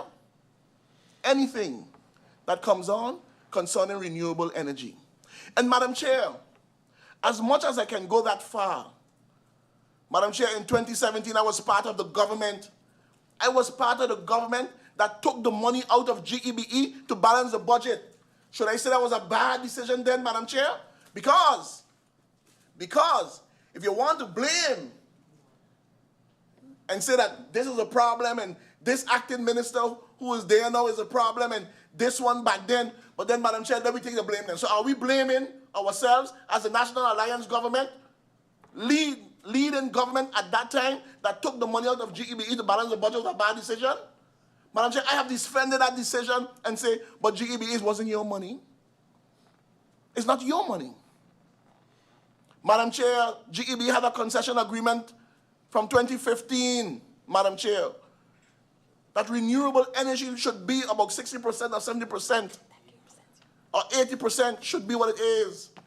Where are they today on that? Madam Chair, I have heard presentation being made that G.E.B.E. is making investment in renewable energy, and I question, where is it? Where's the investment? And where's the money coming from? So if you want to throw your mud and you want to point your finger, look how many is pointed back at you, Madam Chair. The facts, Madam Chair, you can't run away from the facts. You had 4 years. That's a fact. That's a fact, Madam Chair. You can't run from that. And you did absolutely nothing to protect the people of St. Martin as to why we are in the situation that we are in today with G.E.B.E. Madam Chair, in 2017, I came with a solution. The government came with a solution back then that we wouldn't have had this problem today. And I stand on that same solution today. I stand on development down in that side, and I've always said it, expropriate Mullet Bay, take Mullet Bay, make that area the development area for hotels and everything, similar to how it is in Aruba down in that area. What do they call that area in Aruba? Where all the hotels is lined off? Can't remember the name of it. Similar to that, Madam Chair. And I still stand on that same thing today. Madam Chair. But you see, they so want something to hold on to. The 14. The 14. I would make the 14 turn into 15, 16, and 17. Because we need hotel space in this country. Because that's the business we are in. But it got to be done in a sustainable manner, Madam Chair. It have to be done in a sustainable manner. You sign off on Aqua, 200 rooms. Who you consult? Madam Chair, I would encourage my honorable colleague to ask his colleague if he consulted anyone on that. The 10-story building in Maho, who did you consult on that? I would encourage my honorable colleague, okay? Before you look to dig a hole for someone, Madam Chair, be careful you don't fall in it. Thank you very much. Thank you, MP Christophe Emmanuel. MP Otley, I just overlooked your name earlier before MP Christophe Emmanuel, so my apologies for that, but you have the floor. Thank you, Madam Chair. St. Martin, I want you to pay attention. Pay attention to the game that is being played right now. So the government comes, there's no presentation. We ask questions upon questions. Well, there should have been a presentation given to us. We ask questions upon questions, unless we plan on being here all day, where they're going to answer the questions. Like my honorable colleague say, you're going to hear, are going 2 weeks, come back in 2 weeks, 3 weeks, whatever. We hear members of parliament asking, where did it originate? Where did the G.E.B.E problem originate? Well, in 2019, 2 engines were purchased. In 2016, another engine was purchased. And in 2015, there was a motion by Parliament that says G.E.B.E have to purchase new engines, and engine 20 was purchased. But what is amazing is all of these engines are dual, hard fuel and LNG. But we don't use the LNG aspect because, yeah, for whatever reason. You see, the thing about it is 4 years. 4 years. We keep hearing 4 years. Now, although the honorable member of parliament said, yes, up, get a pass, at the end of the day, I was part of the government. I was there for 2.5 years, but still, we were a coalition for 4 years. 4 years from 2024 stems to 2020. So when Watzilla offered G.E.B.E in 2019 the opportunity to purchase 2-for-1 generator, that wasn't 4 years. When that opportunity slipped G.E.B.E, that wasn't 4 years. There was a lot of opportunities before this. When you see motions from 2011, 2015, 16, that wasn't 4 years. The responsibility, like my colleague says, lies on each and every one of us, members of parliament. So if you sat here as a member of parliament and your job and duty is to hold the government accountable, then everyone is to blame. We could sit here, fight, point fingers, do what we have to do. But the fact remains, you are there now. And honestly, if your presentation is not a plan or a solution, I don't want to hear it. Because as members of parliament, we have to sit here and ask the basic questions. What is your reasoning for load shedding? How long will this be? Is there a barge on the way? Is there this happening? That means there was no communication or not enough communication to the public at all. At all. These are basic questions we should have already had the answers to. The load shedding is carrying on for more than 6 weeks, and we have to ask basic questions. Your own coalition members, if you're talking to us, I should hope you're at least talking to your coalition member through you, Madam Chair, because they're asking the basic questions. That's crazy. I hear another MP say, you know, yes, we all want it now, but I want the long-term solution. It's going to be hard, but easy for you to say. Maybe your predicament is different than the people on the street. I see we had videos walking through, shaking hands in front of the street, but did you walk through since the outage? Because I was walking through. And you know what's so sad, Madam Chair, through you? While I was in front of the street, the current went, and the guy just looked at his clock and said, yeah, it's 4 o'clock. We are reversed. When current go, and it's a norm. The generators didn't blow in our tenure. The generators blew now. No. So whenever I speak, I never blamed the current government. What I blame the current government for is lack of transparency, lack of openness, lack of communication, and lack of vision to plan. MP Christophe Emmanuel said he don't want to hear nothing because he don't believe nothing that G.E.B.E has to say. Well, they're not going to tell you you're going to hear nothing, because if we look at this government, they are a government of nothing. We have nothing planned. We put out the article and it says no decision taken for G.E.B.E during a crisis. You go on a public platform and ask the people to please stay tuned and wait on our short-term vision. When I hear members of parliament asking, what is your short-term vision? Not only members of your coalition, members of your party asking, what is the short-term vision? What is the short-term solution? Sir Martin, we are here now. We are in this crisis now. If you walk with your head looking back, you're bound to trip. And the rate this government is going, you're going to trip and trip till you fall along the stairs. Stop it. Stop it now. We all, halt, yes, the favorite word. We all here together. And we could jump on each other and beat each other and do all of that, but you know who's suffering? The people that's watching this. The people that is listening on the radio, if they're getting correct. Those are the ones that are suffering, and including me. Because despite what anybody think, I don't have a generator home. So when the current go off, I stay in the heat just like them. Yeah. Members. So Sir Martin, government, you are the leaders of this country. I can humbly say, Prime Minister, you are the leader of this country. And with great power comes great responsibility. So don't look back, don't preach on 4 years, because I just listed a whole lot of problems that happened before 4 years. A whole lot of issues. So I want to know, what is the plan? We don't want to know. I hear another member of parliament speak on APS and 30 million, and I found it strange that he know how much you need, through you, Madam Chair, because we don't know how much you need. So I want to know where he get that information from, Madam Chair. See, I see other members saying they don't know either, and they're part of the coalition. So divulging information that we don't know, the public don't know, and we want APS to give 30 million when we, the public, no members of the coalition, have any idea how much G.E.B.E even needs. Give us a plan. Give it to us now. No pun intended, but give it to us now.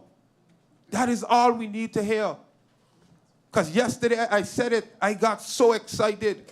I actually was rooting for this government when I saw that barge out in the ocean. I said, yes, they came with a plan. Yeah, but I know. Now you said I should have known better. See? So I urge you, Sir Martin, let us pay close, keen attention. Because if you're going to say 4 years, Mr. Prime Minister and Minister of VSA, then let's switch seats. Let's switch seats, because I ain't afraid to take the heat. And I ain't afraid to take the blame, whether it's good or bad decisions. But if you're going to look to the ex-Prime Minister, and you're going to look to this one and that one, then vacate your seat immediately. Vacate it immediately if you have no solution. And all we're going to hear is 4 years. So I don't really have any questions. I was just elaborating on the questions that your own coalition members asked. And I found it very, very interesting to hear that some of them say good communication was given by the government, but yet they're asking the basic questions. So I guess, hopefully now, the public will get some type of answers. And hopefully me, myself, can get an understanding on where we're going and where we're heading. Thank you, Madam Chair. Thank you, MP Otley. I continue, but before I give MP Irion the floor, allow me to repeat what I said earlier, that the Prime Minister will be making a presentation, but I allowed, since I had started, all members to give their comments and or ask questions, but a presentation will come, I've learned, from the Prime Minister. But so with that, I continue with the members of Parliament and invite MP Irian to take the floor. Good morning, Madam Chair. Good morning to my colleagues. Good morning to the Honorable, good afternoon now, yes. It's been 3 hours. Good afternoon to the Honorable Prime Minister, colleague Minister Tiat and Fayasa. Good morning to the afternoon to the viewing public. Madam Chair, as you mentioned just now, we started this meeting at 10:30, and I expected, as you mentioned, we didn't call this meeting. The Council of Ministers called this meeting. And, you know, I have comments coming in right now from the public asking, but where's the presentation? Where's the solution? Last week in press briefing, the Honorable Prime Minister mentioned that there is a solution. So when we have a meeting called not by the members of Parliament, not the one from the up, not the one from us, a meeting that's called by the Council of Ministers. So I expected the meeting to start with the solution, with the presentation, with the plans, not with questions posed by the opposition to then develop a presentation while we're here speaking. Madam Chair, one of my colleagues mentioned that they don't care about good corporate governance, but unlike my colleague, I do believe in good corporate governance, and I understand, and I truly believe that the MP does not believe in good corporate governance, and that's why more than likely why he's still here around us, and not over there by you, to bring the solutions. Madam Chair, last week during a press briefing, the Prime Minister mentioned that there's a possible solution where we would use the CapEx, potentially. For the G.E.B.E solution, the Prime Minister also mentioned a government guarantee, potentially, for the G.E.B.E solution. Madam Chair, I believe that we should stop playing with the public, because if we really had the solutions, then last week we'd have an urgent public meeting to amend the budget. This week, we don't have any urgent public meeting to amend the budget, because we can't have a guarantee, we can't change CapEx without a budget amendment. We cannot do that without approval of Parliament. So if we really wanted to use those solutions, through you, Madam Chair, last week or this week, the meeting should have been held already. Let's go.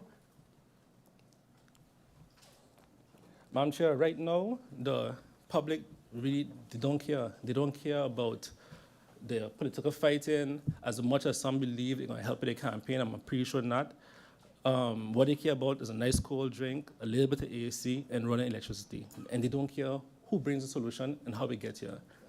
Madam Chair, I look forward to the presentation, but more so the plans, short-term, mid-term, and long-term. And I look forward to the potential budget amendment this week, Madam Chair, so we can execute the necessary changes in the budget to get the plan executed. Thank you. Thank you, MP Irian. I continue and I give the floor to MP La Cruz.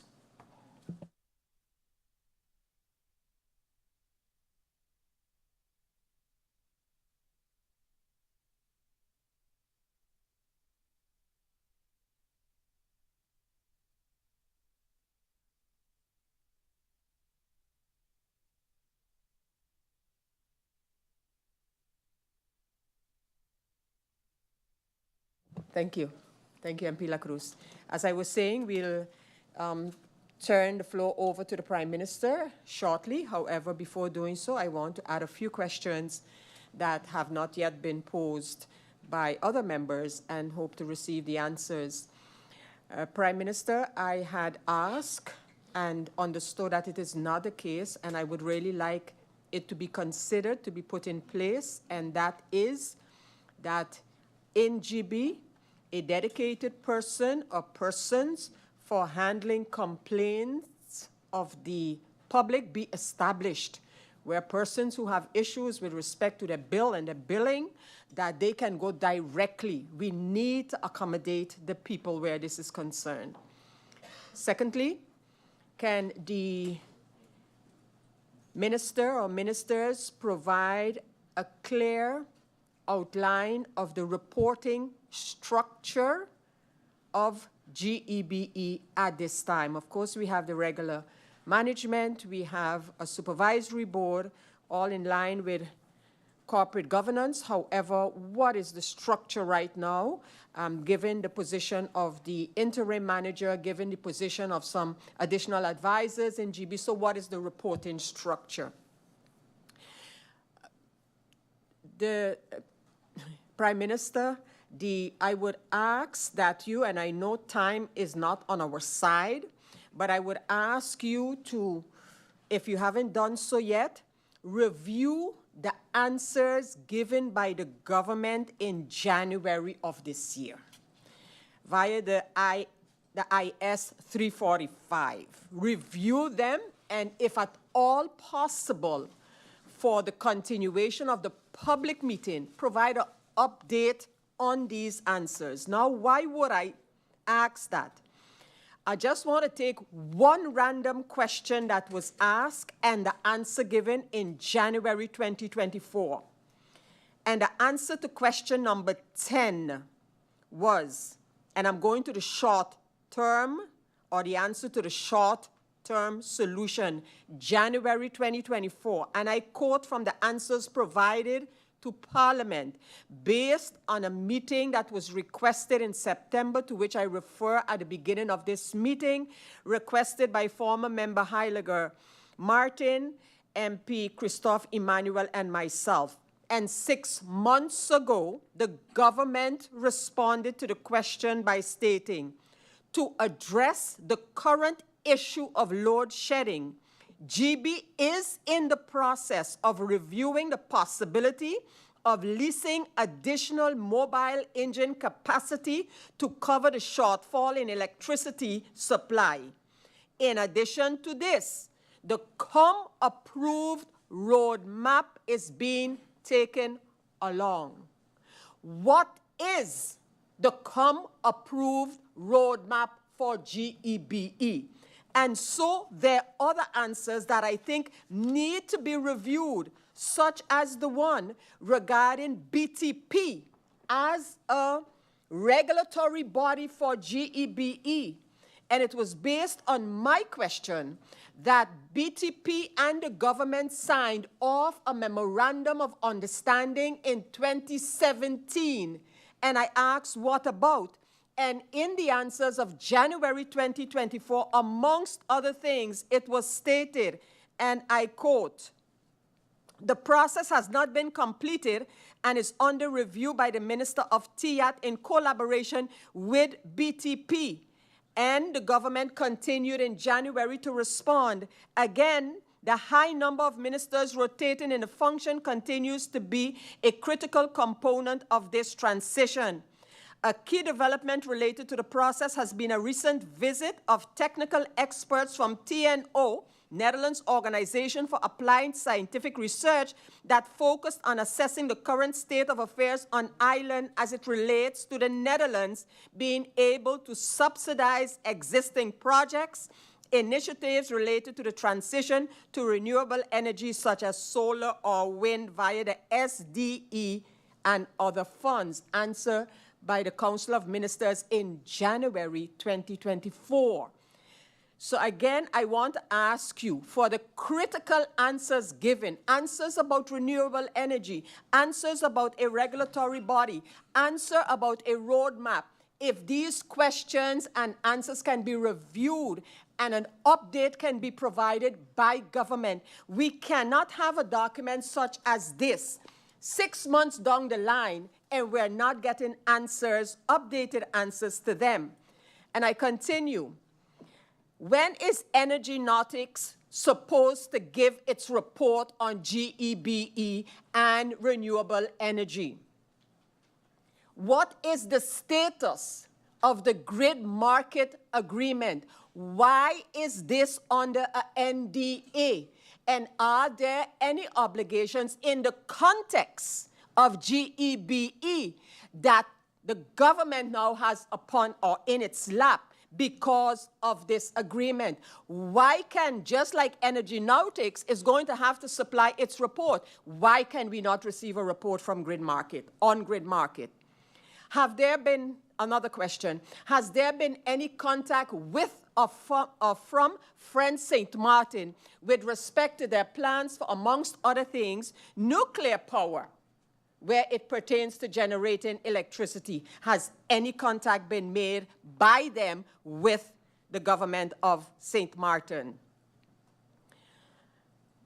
Given all that we're hearing and have heard, would not, what I seem to understand is the case, the seeking of financing for G.E.B.E. investments, by the way, according to the letter from the government of January 2024, an investment plan for G.E.B.E. was being prepared 6 months ago. Was that plan prepared? What does it look like? And would it not be, in the context of all that we're hearing, would it not be an idea to charge firms, organizations, businesses who are in the business of seeking financing to look at this matter of financing for G.E.B.E.? I don't know how it's regulated now, but I'm sure I'll hear that from you in the presentation, Prime Minister. Is there any way that funds can be had or sought to deal with some of the social issues for the more vulnerable or most vulnerable persons in our community, such as providing them with basic material to deal with the fact of the current outages, load shedding, burning of equipment and such? And can this type of material equipment that could be given, and I'm thinking of the elderly, I'm thinking of the disabled in our community, to provide them with things such as solar fans, etc., etc. I mentioned the part of BTP as a regulator, and I referred to the letter of January 2024. I asked about the investment plan that seems to be part of the Energy Nautics agreement with the World Bank and the NRPB. And then, I nearly went to say through you, Mr. Chairman, but I have to ask it directly to the Prime Minister and the Minister, the Acting Minister of Romi, and that is that I am sure the Minister of Romi, acting in this case, would be aware of the many deliberations in Parliament for the issue of zoning plans for the island. It would appear from these deliberations that the Ministry of Romi has moved away from zoning plans per district to one overall zoning plan for St. Martin. I would like to know if that statement of mine is correct.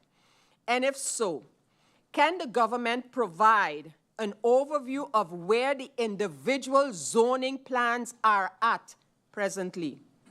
Is it still the intention to pursue one overall zoning plan for the island? If so, why was this route chosen? And if so, how does the ministry plan to deal with developments in the meantime? Would the ministry concur that there is an urgent need to establish a zoning plan for the Mullet Bay Coopercoy area? If so, what is being done in this regard? How does the ministry plan to tackle the uncontrolled development while preparing one or more zoning plans? And are there priority areas for this? Which are those? Is the inspection department of the Vromi ministry equipped qua manpower and material to do its job effectively? And if not, what are the potential short-term solutions for this? Prime Minister and Acting Minister of Romi, if you can take these along in your answering of the questions by members of Parliament, I would greatly appreciate it. The last set that I asked regarding the Vromi ministry will also be provided to you in writing.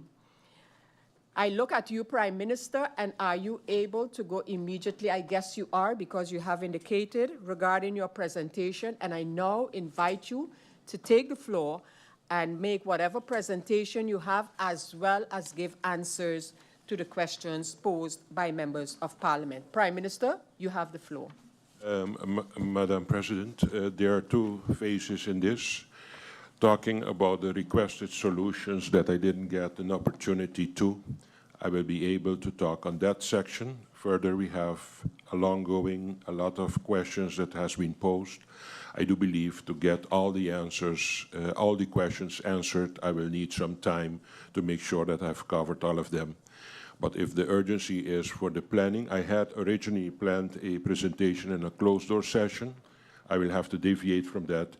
In the open session here, I will give the big steps that we have taken to come to a solution, as has been requested by the members of parliament. That one I can do now, but request, or we have to take a small pause. But the questions that I need, I would need some time more to give answers to the questions. So, Prime Minister, you are able and ready to Yes, I can. present Yeah. the adjusted presentation Yes. based on the open nature of the meeting. Then I invite you to proceed with that, Prime Minister. Members of Parliament, I have requested indeed this meeting, and it's because we have been working diligently to look for solutions in a difficult chaos that we encountered, but we're not going to point fingers. We are going to think on the direction of solutions. First of all, the word immediate has felt, the short-term and the long-term solutions. Before that, we have been a time already in a critical balance between the necessity, the demands of energy, and what we could supply to the public. And because of a recent incident with two engines, being engine 19 and also engine 8 and 9, recently we came out of balance with the possibility to give enough supply of energy to the people. First of all, we have engine 18, 19, and 20, and on the 5th of May, we had a shutdown of engine number 19. And by critical analysis, it was about, in principle, the crankshaft of that engine 19. Next to that, on the 2nd of June, we had the fire on engine 9 that went over to engine 8.2 with the necessary destruction. And that showed us how vulnerable we are in our supply to our community. We knew already that we were in a very, very delicate balance between demand and supply production of energy for country St. Martin, and we knew that already in the statement made by the Prime Minister and the answers that were given in January, but the reality is now that we are out of balance. To start with, first, the amount of, and some of the statements I'm going to make is immediately in answer to questions that have been posed. First of all, the peak necessity of production that we need on the island is, on peak time, is 57 megawatts. And at this particular moment, G.E.B.E can offer between the 37 and 40 megawatts. That is the max that G.E.B.E can offer to the people. And actually, in peak, we have to reach until the 57 megawatt.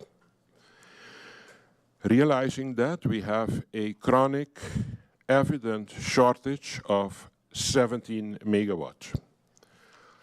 Realizing the load shedding that we have to do to cope with this chronic presence of a deficit of 17 megawatts, we thought about solutions on the short term, covering from now till 3 months from now. After that, 3 to 6, and then from 6 to 2 years, and after 2 years. First of all, we thought we have to have a solution for 0 till 6 months, and then from 6 months to 2 years, and the long-term vision after 2 years. Let's start first with the immediate solution that we need, and the immediate solution is the one between time 0, starting now, till 3 months from now. We started first thinking on the short solution of a barge, a powerboat, And we have been looking quite extensively in that solution. We realized two things while we were analyzing that option. The first one is that it's a very expensive solution for the short term. And why do I say that? It's going to be approximately 20 megawatt. We have a choice out of addition with the barge with 20 megawatt. We can do it with 32 megawatt, and we can do it with 50 megawatt. If we make a choice for a 20 megawatt, it's going to be approximately $3.9 million per month. That is a very, very high price for the short term. If we choose for the 32 megawatt, it's going to be $5.4 million per month. And if we go for the 50 megawatt, that is the ideal situation, it will be $8.2 million per month. That is inclusive fuel though.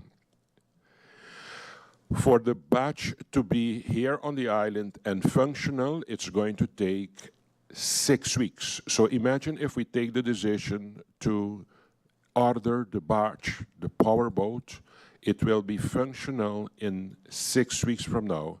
It will take approximately 10 days to get the barge here, and then it will take an additional 4 weeks to get it ongoing, functional, with productivity of energy for the community.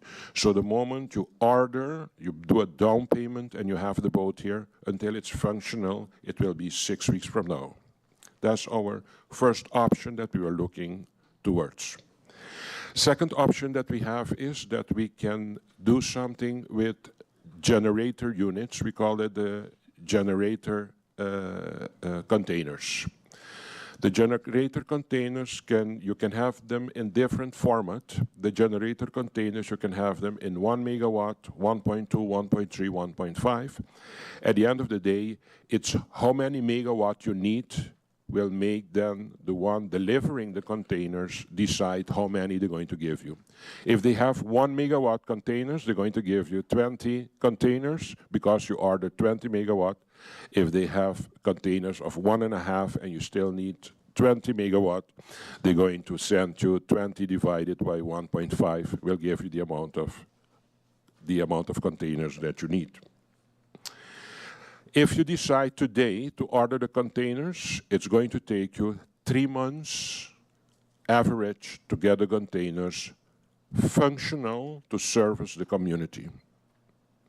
And it's going to take you exclusive fuel consumption approximately $300,000 per month. That is exclusive fuel consumption. Now we have a problem because actually we have the barge that come here, but until it comes, the benefit that we're going to get from the barge is going to be between the 6 weeks and the 3 months that we can have the containers here. So actually it's going to be very, very expensive to order the barge only for 6 weeks. Realizing that average you have to pay, if it's a deal with a barge, less than 2 years, that means that you have to pay to get the barge here. If you sign a contract for the barge in a term of more than 2 years, you must not pay an amount as down payment to get the barge here. To get the barge here, imagine you make a deal with them to get a barge in St. Martin for less than 2 years, you will have to pay $3 million to get the barge here without having it functional to produce energy for the country. And then once you pay that $3 million to get the barge here, you only have 6 weeks benefit out of it, and you will have to pay additional a $3 million average for the 6. Put it's going to be $4.5 million extra just for the 6 weeks that you have to cover before you get the generators. That's one. So we spoke about the barge. That is going to be a too expensive option for the country. And we are speaking about the generators, the container generators that can be realistically realized for the country. If we decide to order them now, it will take approximately 3.5 months. We have them functional for the country. If we take for the short term the batch extra to it, as I explained, it's going to be a too expensive deal to deal with both of them, while you have a barge that is only giving you a benefit extra of 6 weeks until you have the containers that follow 6 weeks after the barge is here, and then you paid millions and millions just to have the barge here for the remaining 6 weeks. That is the short term. I discussed that, or our government discussed that as a shareholder with the management and with the board of G.E.B.E. And I will come to the result of that discussion. But before that, I want to go to the mid-long solution. At this particular moment, we need in G.E.B.E. 3 generator units, each of 9 megawatts. That is, for example, a 9 megawatt one is, for example, the model of generator 19. Okay. The other ones are all very old too. That means that G.E.B.E. must order 3 new huge generators, each producing 9 megawatts. That is the mid-long solution that is going to carry you further, because the moment you order these generator units, each producing 9 megawatt, until you get them on the island, install them, and they are functional, it's going to take you approximately 2 years average. That is normal. They have to produce them custom-made. It has to come here. You have to install them. They are big units. It's a lot of work to get those units going, even if they're new, but it's going to take average 2 years to get a new generator unit functional and productive for the society. So we have the barge option that we discussed. We have the container generators discussed, and we have the big units discussed. That also I will give more explanation about how we're going to move forward with these 3. Next to that, if you make a decision to order the huge units, each producing 9 megawatts, you will have to do something with your old plant. You will have to reorganize, refurbish your plant as such, because you cannot order new expensive units and just put them there in the cage that we have now.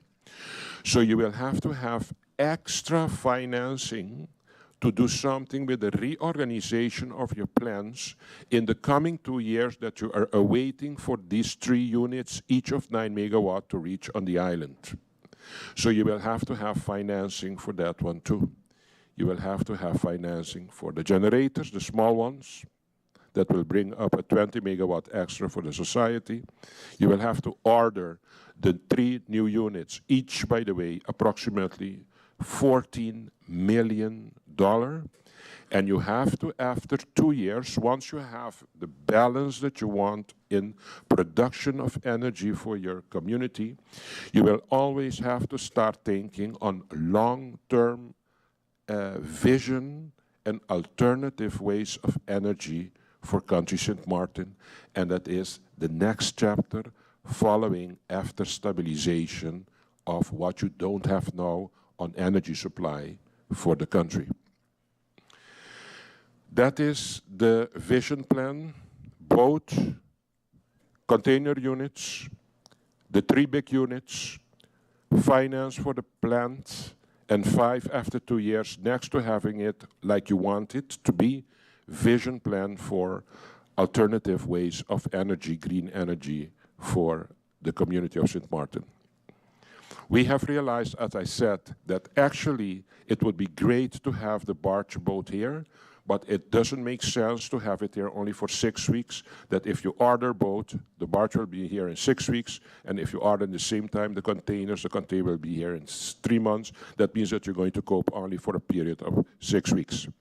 In discussion with G.E.B.E., we said we cannot afford the barge boat, the power boat. We will have to do something with the 6 weeks that is remaining, because we cannot make use of the barge. And that is a difficult challenge. How are we going to deal with these 6 weeks? One of them is we are looking back in unit 19, the generator unit number 19. We know that the crankshaft is the biggest problem in that unit. They are making now, at this particular moment, with external expertise, they are making an analysis and a report about 19 to see that if we take the risk to invest to change the crankshaft, that there will be no more diseases in that unit, that although this big investment, still we're not going to get maximum productivity out of this generator 19. We are waiting for that report, and I have been informed by the management of G.E.B.E. that coming Friday, that report will be on the table for a decision if it's worth it to invest 2.7 million to get that machine going in the meantime. That would be an ideal solution, because if we get engine 19 back, it's going to contribute back to approximately a 9 extra megawatt, and that will help in the total demand needed for the country, coping for the 6 weeks that we have exposed that we cannot cover because the barge boat, powerboat, is too expensive for that. Next to that, in case we have a positive surprise that we think we can handle the crankshaft, at that particular moment, G.E.B.E. is going to introduce a plan to ask big hotels, businesses, a way to cooperate, to disconnect if they have own power, if it's now solar or own energy generators, to see if they can help us to disconnect from the grid in a way that we will be able to manage the remaining 6 weeks extra that we cannot cover until we get the generators on the island. This is where we're standing. As I said, I gave you some prices. It's very delicate. We have now, for the financing, for example, that you asked some questions about, I cannot go in details, but we are negotiating with a few potential financiers to realize this project. The first one is G.E.B.E. itself. The financial position of G.E.B.E. is as follows, that there are no outstanding debts at this particular moment. There are no significant accounts payables. There are no active overdraft facilities. And there is a respectable cash reserve, in the sense that in case we take decision for the containers, G.E.B.E. can assume responsibility for that one. Second to that, we need, of course, the 5 years loans to bring in the 3 units, each of 9 megawatt. And we are now working with a local group to form a consortium, and that's why I requested this closed meeting, but okay, I'm glad to have gotten understanding for the limitation in exposure of figures, not to hamper the ongoing discussions. But we are working with a consortium on the island consisting of banks and institutional investors to see if we can get to a solution, to get a loan, to see if we can order in the meantime the 3 units, the big ones, each producing the 9 megawatt. And I have information that we are quite far in negotiations to get to a conclusion to that direction. Further, concerning another option is that I am also busy with the Binnenlandse Zaken from the Netherlands to see, because of the national crisis and threat for the safety and livelihood of the people, what for a loan can I get in this urgent phase to help me with financing of especially the purchasing of the 3 units, and enough financing additionally to reorganize the plant in a way that once these units are on the island, that we can proceed with installing them for us to get to a drastic solution for our problem. So we are busy with BZK. We are busy with a consortium that is very promising, and we have G.E.B.E to back us up with the initial ordering of the generator containers. We are also discussing possibilities with funds, like, for example, the Groeifonds, the G.E.B.E funds, the SDE++ funds, and the European Bank. But these instances are especially sensitive the moment you present them with a proposal to invest in the long-term investment being alternative green energy. And there are options to open these negotiations, but our focus now is first to get these containers on the island, and then further to order the 3 big units, to have enough finance, to have the plant ready for them, and afterward, after 2 years, to have especially a vision and execution plan for alternative energy. I will go one step more and then I have to stop. There are enough goodwill, I understood, on supervisory board level of the G.E.B.E to see if it's possible for us to start ordering the containers as soon as possible. And for me, it's about in the coming week, 2 weeks, if it's for me. Realize that we are as the government, we are the shareholder reps of this construction with the G.E.B.E. I have a function to be informed. I have a function to give advices, but decision-making on technical level, execution level, you have in the construction of corporate governance, you will have to actually leave that part to the managerial board and the supervisory board of G.E.B.E. So I did not present it initially, the solutions, but I have been working very, very, very hard to get a solution. And as you can hear now, I have presented you the solutions that we have for the G.E.B.E. And we are, unfortunately, we will not be able to go with the barge boat because of the high price tag. We will have to go with the generator containers, and from there on, ordering the 3 units, and from there on, after 2 years, focus on alternative energy.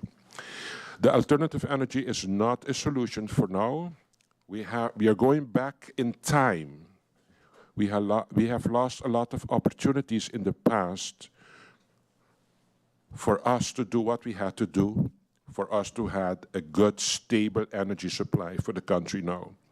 What was lost in the past on actions and investments that did not take place cannot be replaced by vision plan with alternative energy and green energy. That is not possible. You will have to go back to generators to stabilize the country first. And once you have the basic stabilized, of course, we want to further continue with the vision of alternative energy for the people of St. Martin. That is what I can divulge now to the members of Parliament. Prime Minister, I want to thank you. You did indicate that you were not able to reply to all of the questions posed, and your proposal to deal with them would be what and how, especially time-wise. If I can hear that from you, and then I'll go over to the members once again. Yes, there are some questions that has been posed to me, directed to me, that I will have answers for immediately, but there are a few that I will need some time, at least 4 or 5 days, working days. If I can have a week time, I will have the other answers for you. But if you give me now about 15, 20 minutes break, I will go through all the questions and I will make a selection of the one that I can give an answer to now, and the rest I can give in a documented answer form to you. Thank you, Prime Minister. What we'll do after I allow the members of Parliament, there are some additional questions, or there are some questions that the members would like to pose, so I'll give them the opportunity to do that, and then I will take a break. So I go over now to offering the floor to the members of parliament, and I start with MP Marlin. Good afternoon. Thanks for the presentation. But the presentation was exactly what we heard about 1 week or 2 weeks ago, presented by the Honorable Prime Minister. Today, I'm still awaiting solutions. I hear statements presented on why we can't go with the badge. So obviously, we're going with containerized generators. When will that decision be made to say, okay, the people of St. Martin have suffered long enough, let's press the order button and let's get it going. Another question I have to ask is, I hear about conversations starting with the 3 generators, each carrying a capacity of 9 megawatts. When was this decision started with Watsila? How long ago was this decision? Is it a decision of this Council of Ministers, or was it a decision taken previously by the management and management board to purchase these 3 engines? Thank you. Thank you, MP Marlin. I continue and I offer the floor to MP Irian.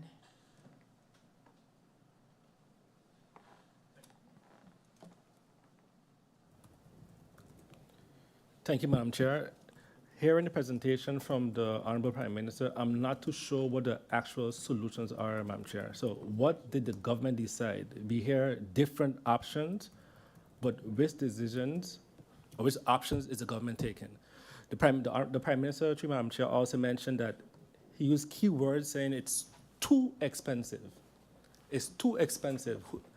What is the too expensive being determined by? Is it G.E.B.E.'s liquidity? Is it government's financial position? Because again, the Prime Minister is the one who mentioned that we're going to use the capital expenditure funds for the G.E.B.E. solution. So if you're going to say it's too expensive, I don't think in this crisis that it's too expensive for our people. I think when the people have to hear it's too expensive for them, it's almost an insult to them. So again, if you're going to say it's too expensive, what is that determined by?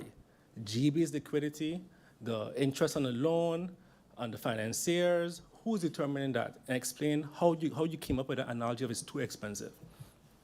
Because my preference would have been immediate solution, the 6 weeks, and then the containers.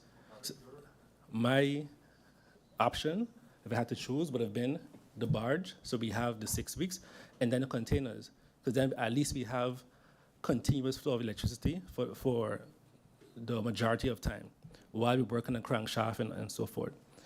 In addition to that, I want to confirm, through you, Madam Chair, because the Prime Minister also mentioned on a few occasions that the country is bankrupt. If the country is bankrupt, how are you having negotiations with the Netherlands about another loan? So are they going to finance the country, a bankrupt country? What type of interest rates are we looking at?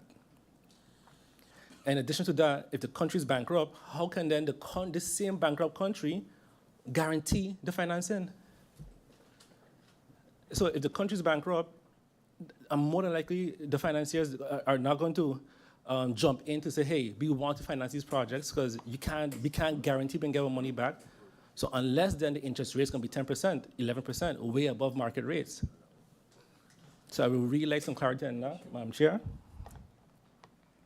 And then you mentioned 3 funds that from the Netherlands, the SD, the very long names, SDEE, SD something plus.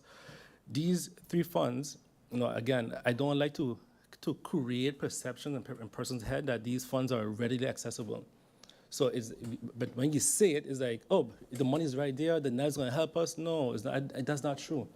Matter of fact, some of these funds doesn't even have the necessary legislation for us to access it. So I'm going to ask now, the question is going to be, out of those 3 funds, or all of them, is there now currently legislation in the Netherlands that allows the islands to tap into these funds?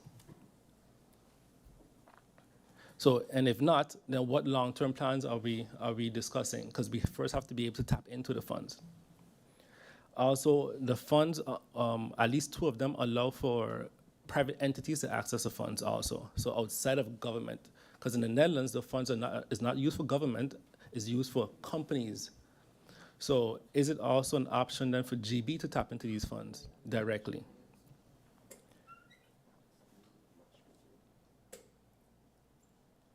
Madam Chair, if I look at my questions, that'll be all now. Thank you, MP Irian. And I continue with MP Otley. MP Otley, you have the floor. Thank you, Madam Chair. Madam Chair, my colleague before me said a mouthful. I would just like to urge through you, Madam Chair, that the Honorable Prime Minister, you use the words crisis, safety, and livelihood.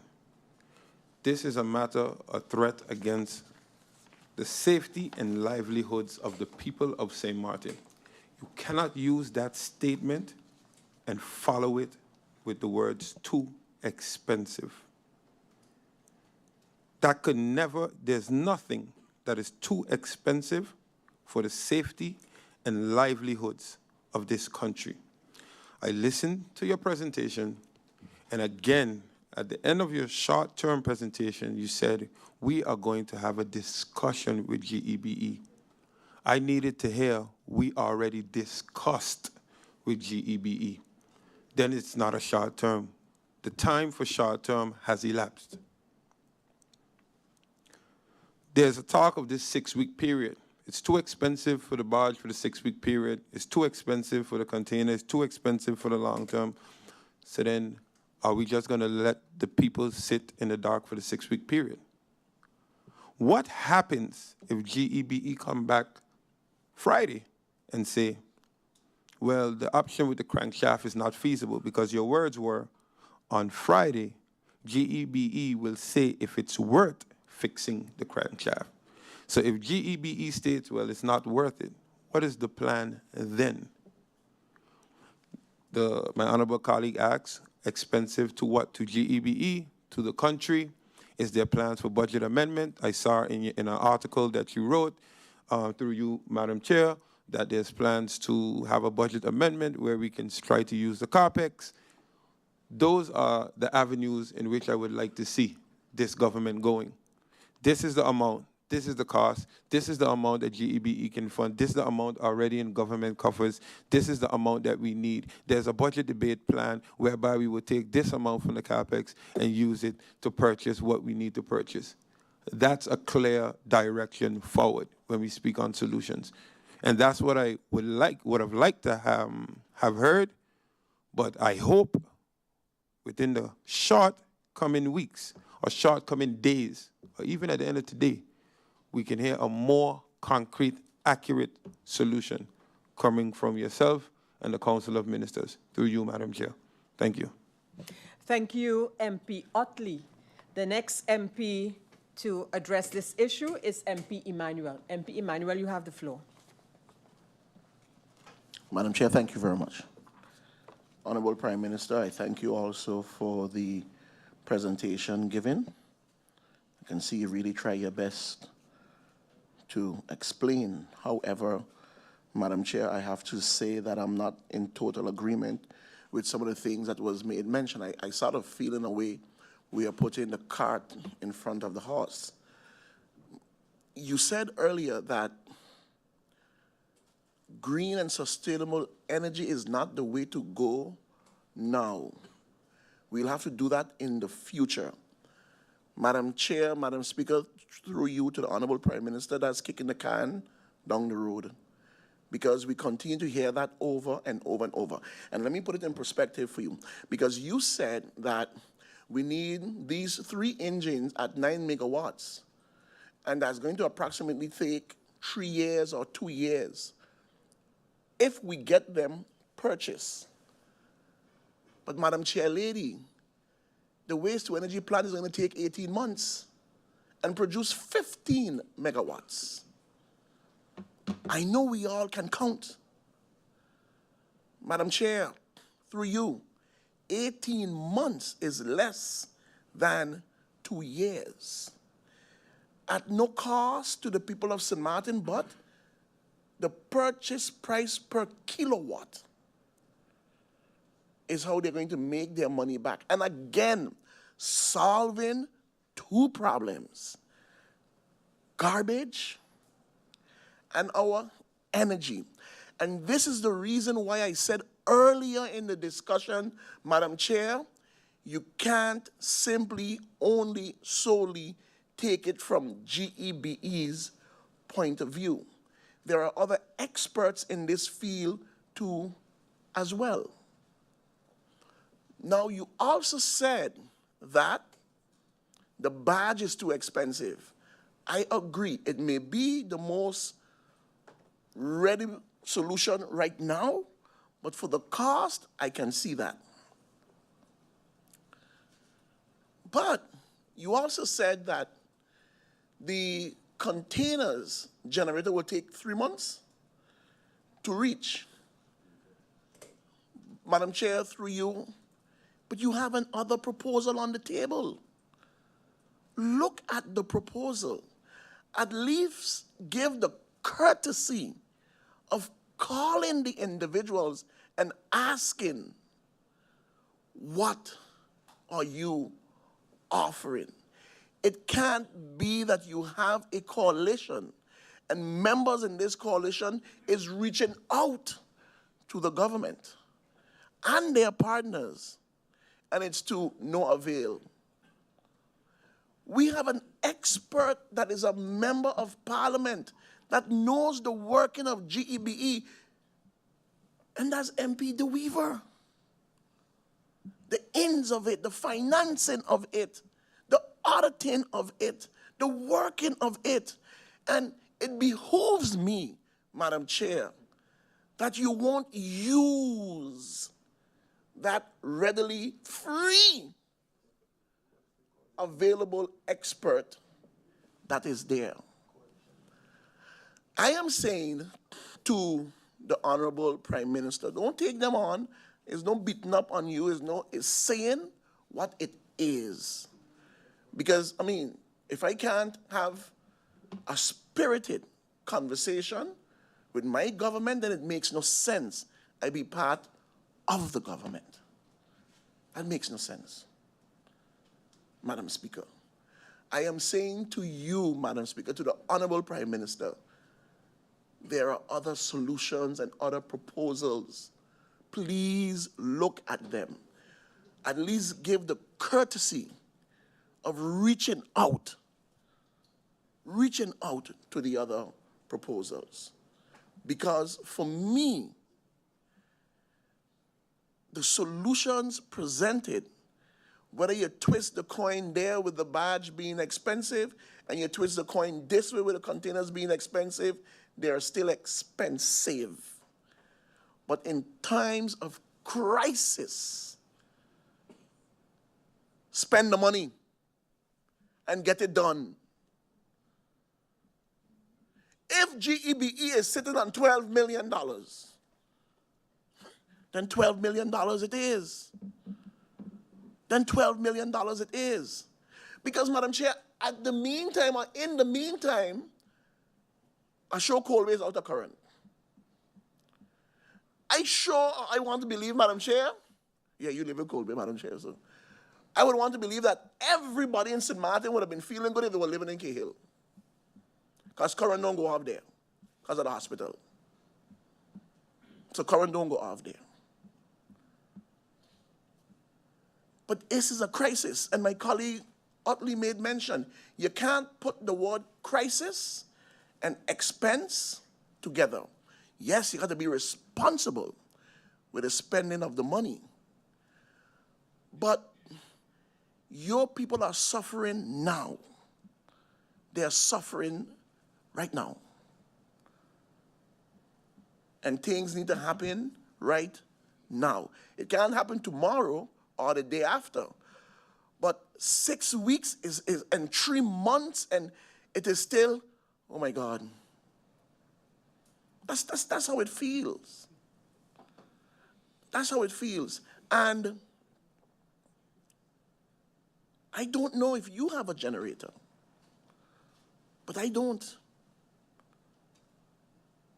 And then you can imagine the rest of the people. This is why I said early in the beginning, before you take everything as gospel from G.E.B.E., check the other alternatives.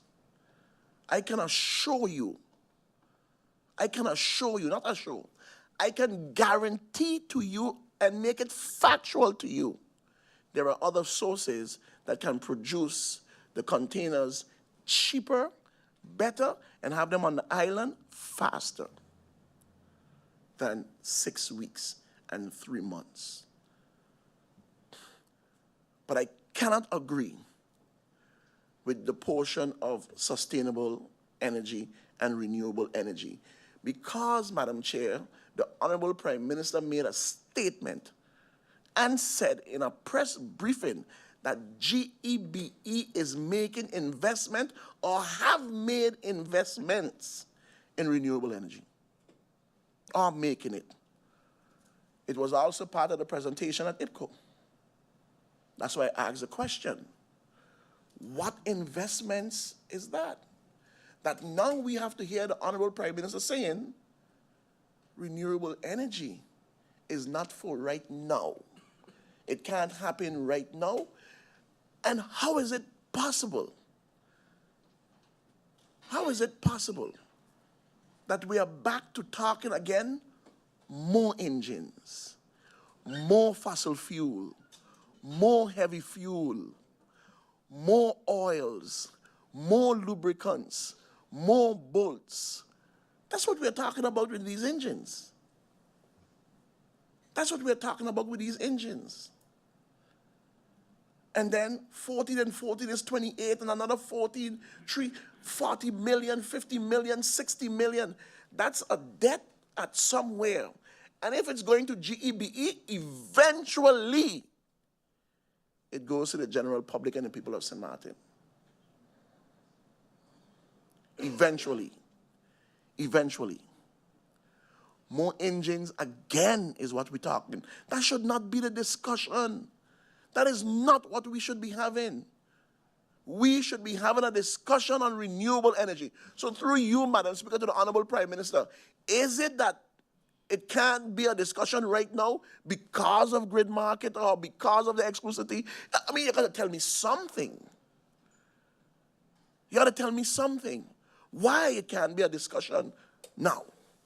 And we are having a discussion about more engines. We don't own oil fields. I say it all the time. We are not part of the oil cartel. So we can't determine the price of fuel. We can't determine that. So when it goes up, we have to pay for it. When it goes down, we still pay for it. But we don't have to pay for the wind or the sun, and definitely the garbage that is there that we can use, that we can take from the surrounding islands and make money from it. Where does all that go? Right back to G.E.B.E. Right back to G.E.B.E. Madam Speaker. But we are having a discussion here today on more engines. More engines that's going to break down eventually again. And when they break down eventually again, what do we have as a backup to sustain us? The containers? No, man, our thinking got to be different. I would want to believe that we are smart people in here. Well, I mean, you know. But more engines and engines and engines and engines. Madam Speaker, Madam Chair, it can't be that a country of St. Martin, a country like St. Martin, people spend 60% of their income on basic necessity, electricity and water. It's a human right. It's a human right. And if we are sitting here as a new government talking about more engines and more engines, I can't support that. Coming down to the end, Madam Chair, I'm going to say this again. You have experts in-house. You have experts in your coalition. Experts.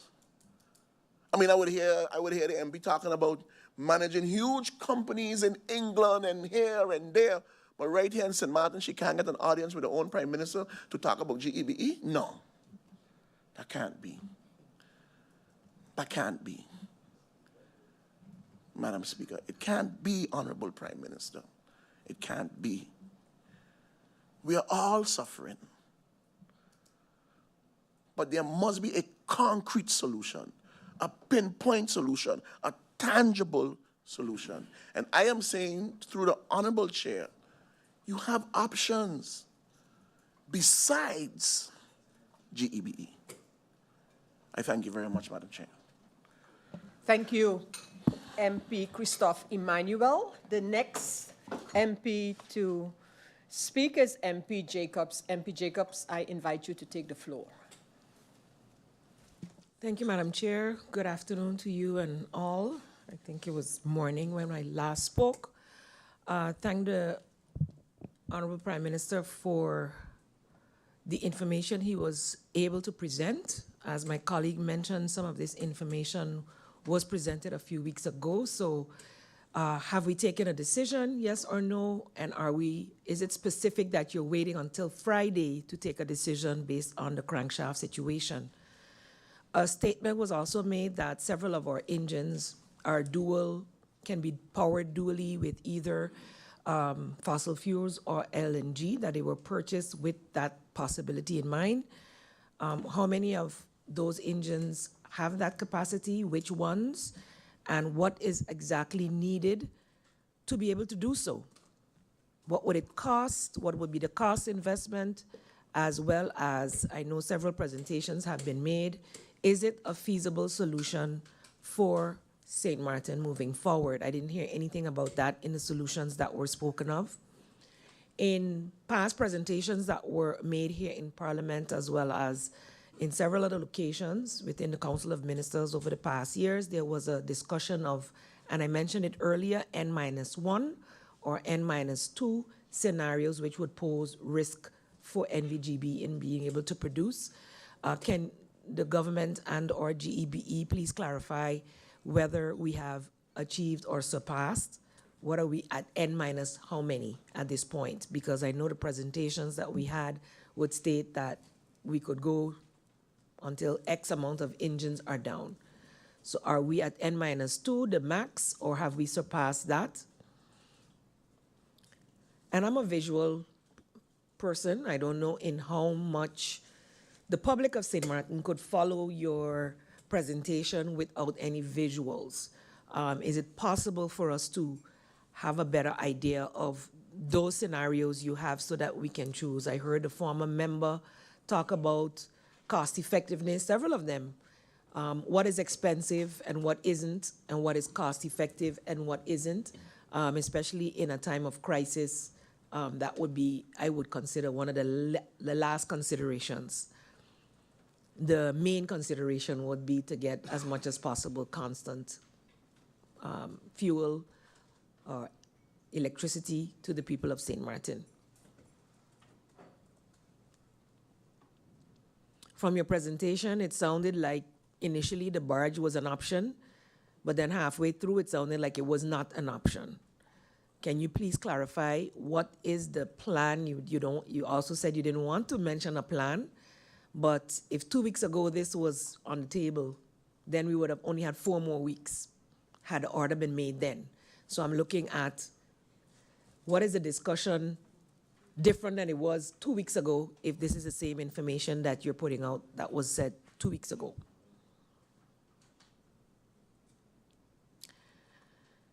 I've heard a couple of people mention, members of Parliament, about the funds that we as islands within the kingdom were finally, the discussions, the MOU last year and that this year, agreements would finish or be finalized within the Ministry of Basica and EK, which is Energy and Climate, to give access to these funds.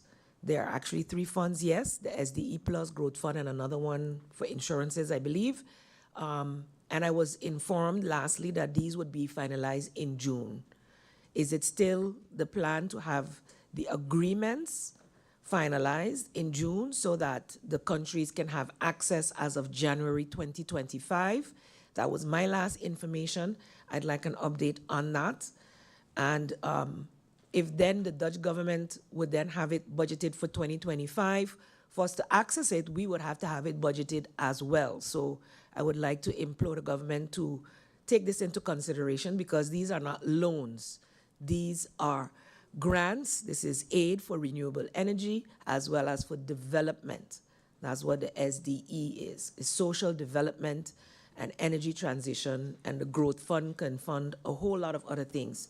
So regardless to what loans we may need to take right away, what G.E.B.E needs to do right away for our future development, this is not something that we should lose sight of. I can concur with the previous speaker in terms of what short-term impacts we can have from renewable energies instead of only focusing on fossil fuels. I also did not hear anything.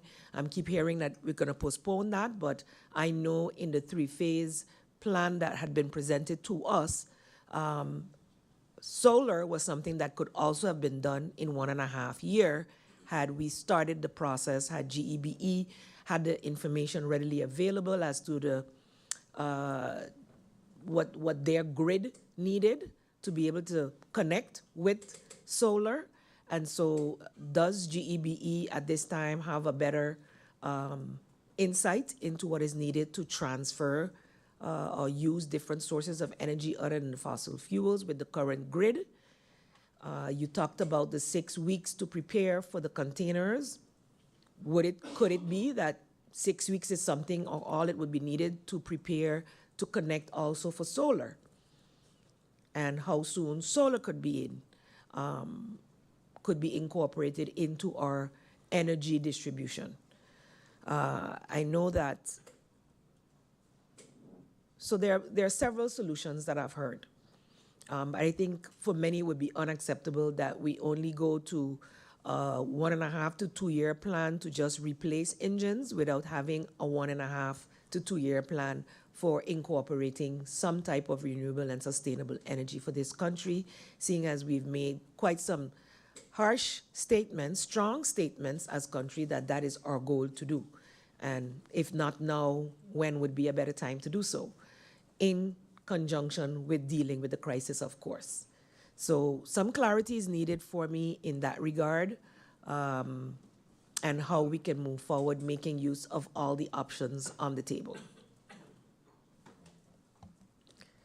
Madam Chair, those questions for now through you. I know that some of them had been asked in some way or form by others, but I really feel like updated information, and that's why too it was a bit of a confusion why that meeting that had been scheduled Friday wasn't just continued with updated information and then segue into the request for the current situation with the fuel and the load shedding, because all of them are connected to each other as far as I'm concerned. Thank you, Madam Chair. Thank you, MP Jacobs. And I now give the floor to MP De Wever. MP De Wever, you have the floor.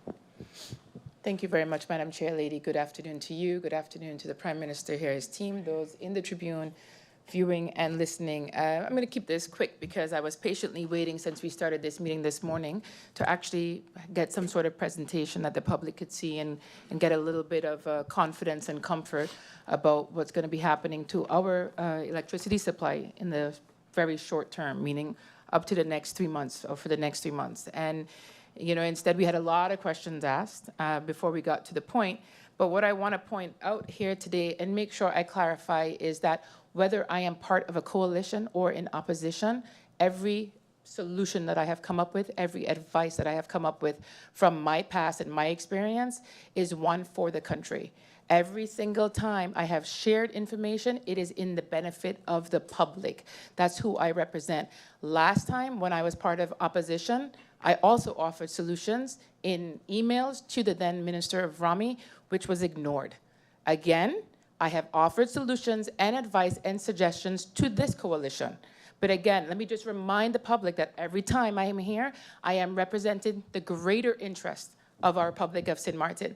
This coalition, and the Prime Minister specifically, Madam Chair Lady, has indeed taken my advice. The problem is that what I'm hoping to hear today, what I wanted to hear today is, okay, St. Martiners, we are going to have to load shed for the near future, foreseeable future, and within the next 6 weeks or 2 months, we are gonna have these containers here. That's it, a very simple solution. I know that everyone's talking about financing and everything else coming with it, but it is literally just a matter of, as most of the people, whether coalition or opposition, has been saying today, okay, so here is a short-term solution. We have a financing schedule that's coming out of it, and I hope that when we get another meeting coming through, that we will have something that is more than just words, so that it is there for public consumption. This is not me pointing out the errors of a past government or this government.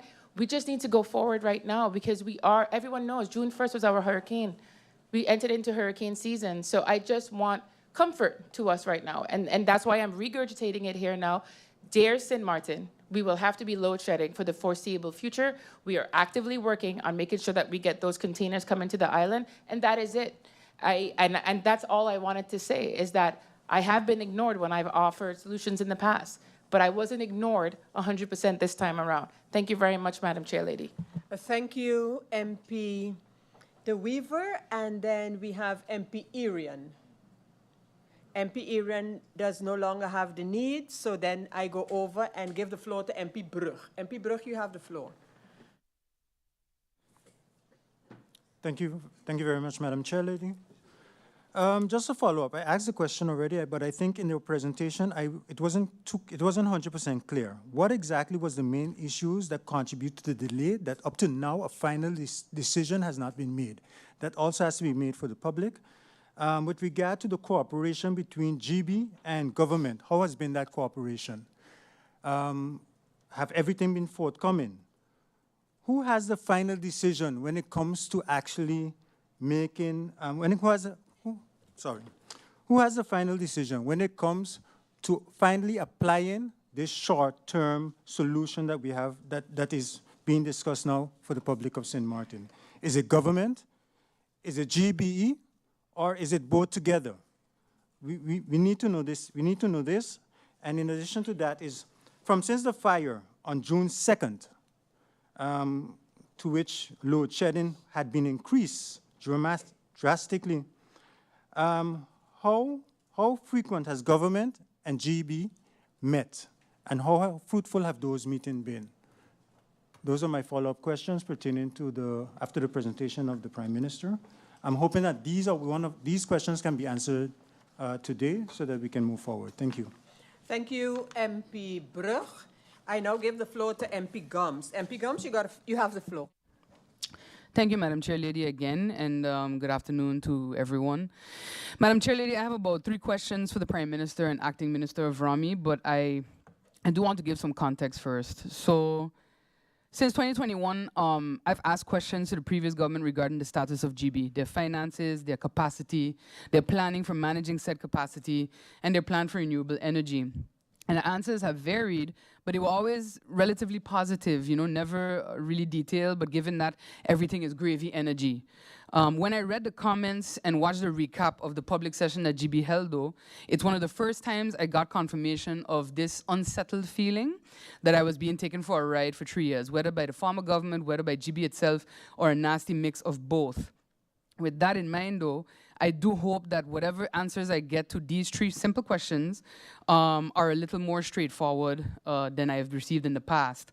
So firstly, to the Acting Minister of Rami, has there or will there be an investigation into the megawatt requirements of 3 specific areas? 1, our existing big developments. 2, those that are currently under construction, and 3, those that are pending, as in they have not yet even begun breaking ground or taking down a tree or anything else. For the Prime Minister, Madam Chair, through you, where are the container generators then going to come from? Because the timeline, I think, is it's unacceptable. I have to join all my colleagues in expressing that I do believe it's unacceptable, especially as there are regional options available to us. We are, to my last recollection, a member of Carolec. So is that also an avenue that we are looking at to get things here sooner rather than later to alleviate the issues that our people are facing? And finally, aside from solutions or the hope then for long-term energy production issues, what other policy discussions are happening within your cabinet with regards to development? Because, you know, it's funny, Madam Chair, for the last 4 years, I've been called crazy, an enemy of progress, etc., and much more for asking the very simple question of, are we hitting the freaking pause button anytime soon? So that we can make investments in our infrastructure, so that we don't end up back here again in a year, in 2 years, in 5. Because if I read the statements made by former management of G.E.B.E., it has been a signal being given already that the cup is running over. So if the cup is running over, can we actually get to, you know, maybe taking some of the water out of it? Madam Chair, I don't really like to get into much of the theatrics of Parliament. It's not my goal in life to perform. I leave that to the true drama queens in this arena. But I do want to state this. Much like the history lessons former colleagues of mine in here used to love to give about how the Dutch forced this down our throats or that down our throats, etc., I do believe it is important to reflect back on the decisions made locally that have brought us here. We cannot lay everything at the feet of Mr. Washington. He was brought in as an interim in a time of crisis. We can lay it much at the feet of previous supervisory boards, previous governments who, through their own interfering ways, remove managers who were trying to push good work while leaving intact an internal auditor who hasn't provided an actual audit in over 3 years and has continued to stymie the progress of G.E.B.E. With that said, though, from grid market to TNO to, I hope, maybe they're more cooperative with Energy Nautics, if you have a company that is acting outside of what they're being told to do, in the sense of cooperate so that we can get a roadmap going, if they unilaterally decide something is a scam and they don't want to cooperate with it, then something has to change. Something got to give and somebody got to go. So that's all I'd like to say right now, Madam Chair, and I look forward to the answers. Thank you, MP Gums. And I now give the floor to MP Roseburg. MP Roseburg, you have the floor. Thank you. Thank you, Madam Chair. Good afternoon to all. In regards to my questions, dear Prime Minister, before I'm going to some other questions that I have, I just want to seek some clarity. I didn't hear it, but maybe it went too fast, or maybe I missed it. I went through the previous documents, and based on the previous documents that I received, that we received from Parliament, where I wasn't an MP as yet, but you have to study what was there before my tenure. So I received, based on that documentation, I read that the current Minister of Tiat, former Member of Parliament, Grisha Heiliger Martin, asked the previous Prime Minister during one of those meetings, how much funding did G.E.B.E. receive from the World Bank and what specific purposes were these funds allocated for, if it was a grant or a loan. And as reaction received in those documents, it was stated that 11.6 million grant for St. Martin Emergency Recovery Project. One was allocated based on a detailed plan known as the Project Operation Manual. This fund was divided into 3 areas to help improve the island's infrastructure and services. Specifically, 3.10 million was dedicated to restoring electricity services to ensure homes and businesses having reliable power. And specifically to that 3.10 million, as mentioned by the former Prime Minister, could you clarify what was done in regards to that, if something was done with that 3.10 million? Numbers is not my specialty, so hopefully you can assist with that matter through you, Madam Chair. Also, other question by the same MP at that time, currently Minister of Tiat, was asked in regards to the lifespan of the generators currently in use. And it was mentioned that according to the standards and practices, they have a lifespan of 25 to 30 years.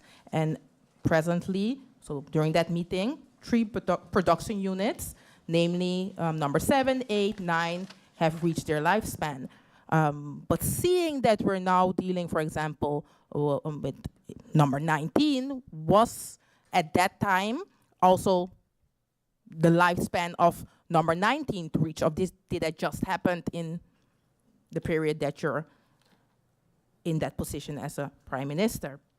Also, in that same response, and this was a response January 2023, the former prime minister indicated that there was a collaboration between the World Bank and NRPB, and that they will be working on a plan that will provide a solution, and that that plan would have been expected to be ready in the first quarter of 2024. Have you seen that plan? Is that plan ready? Was that plan provided to you in the handover when that took place? If that can be clarified through you, Madam Chair.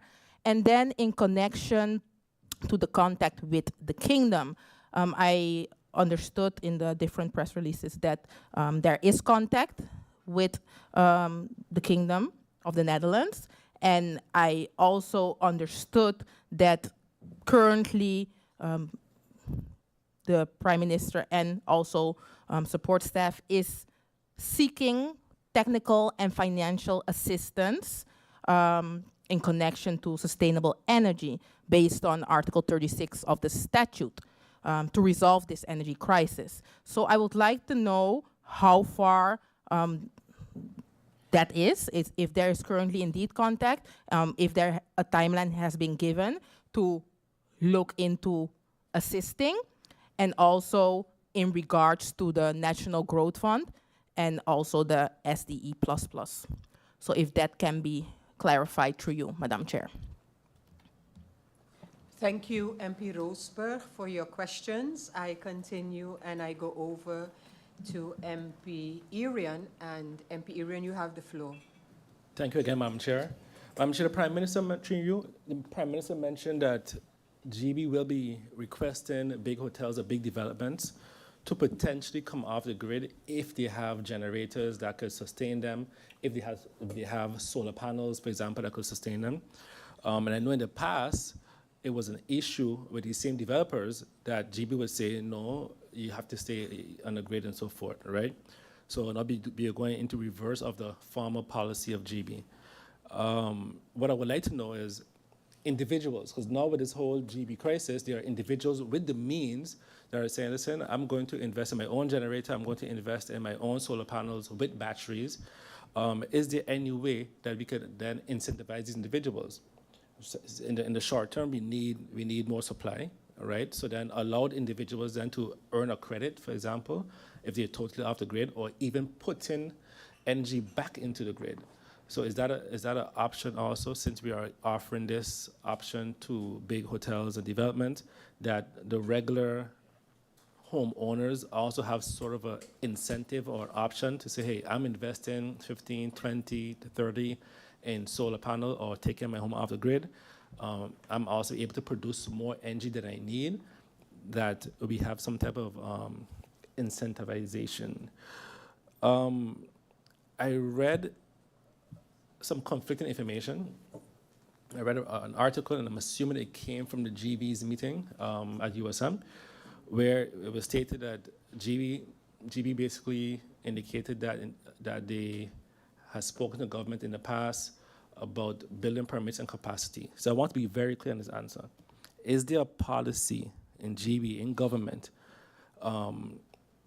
where G.E.B.E is requesting or has requested officially government to send in capacity on buildings beforehand? I know there's automatically through the building permit, but also has G.E.B.E indicated to governments in the past that this is our capacity currently, and this is our potential capacity for the next coming years. Please stick within this capacity range. Because I want it to be very clear if that ever happened. Because I know there's a lot of comments on Facebook about farmer and current management and boards, but I want that on the record.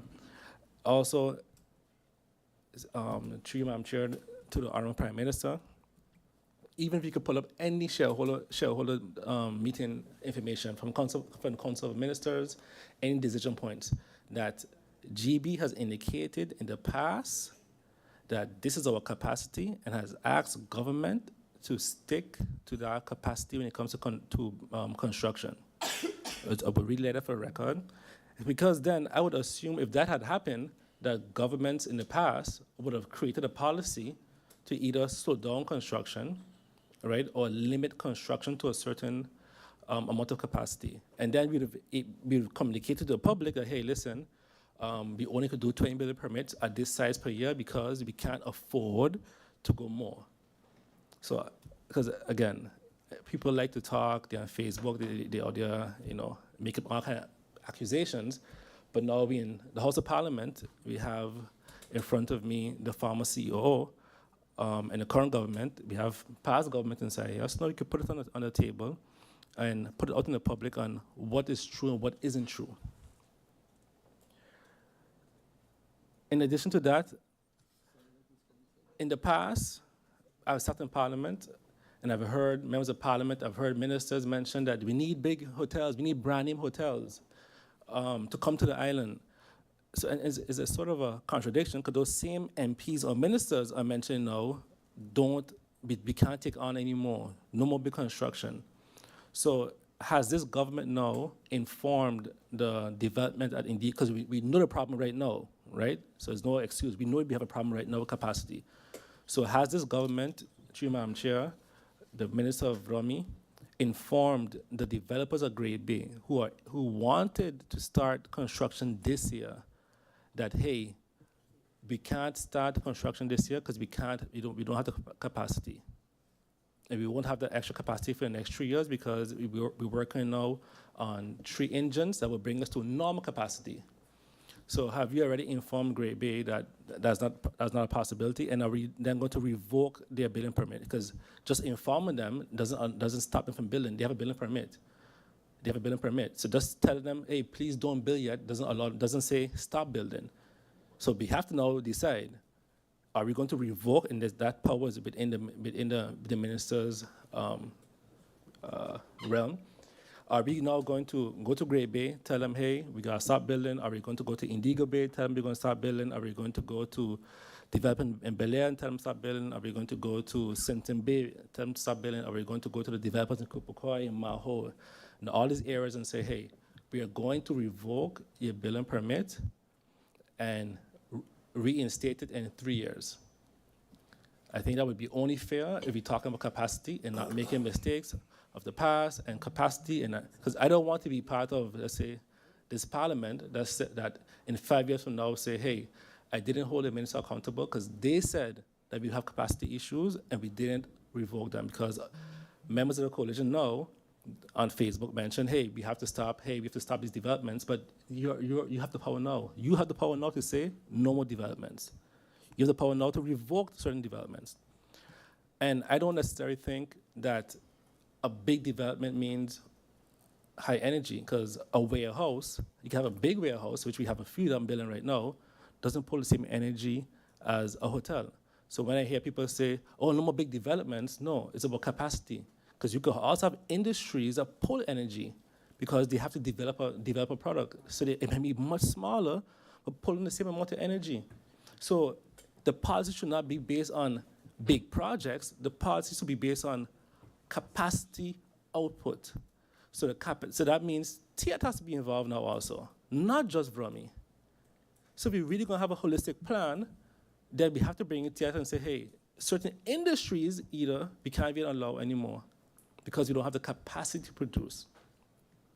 And as one of my colleagues explained to me also that in the past, houses were built, they didn't have, let's say, for example, ACs, but now the price of air conditioners has gone down significantly over the last 5 to 10 years, that now even old houses now have also now increased capacity.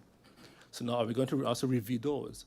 So I think it's a lot more of a complicated discussion in terms of capacity than we make it. We try to make it very simplistic, and we tend to, let's say, look at, one big development, but it's not one big development, because a development as a building isn't running current, hasn't come onto the grid as yet. They're still constructing.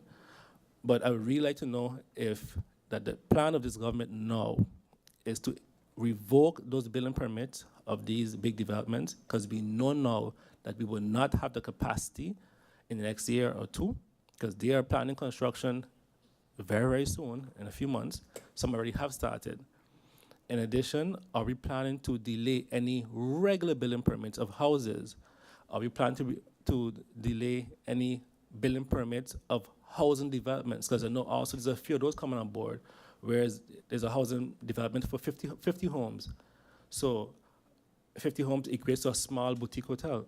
Are we telling those developers also, hey, no, we're not going to approve a building permit? No, because we have capacity issues. Because we could look at it as one big hotel, or we could look at it as 50 homes. It's the same thing. It's about capacity in another project. Because I think that becomes a sort of a discriminatory effect. And that'll be all, Madam Chair. Thank you, MP Irian. I have some other MPs to speak, and I invite MP Roosburg. MP Roosburg, you have the floor. Thank you, Madam Chair. Just two additional questions.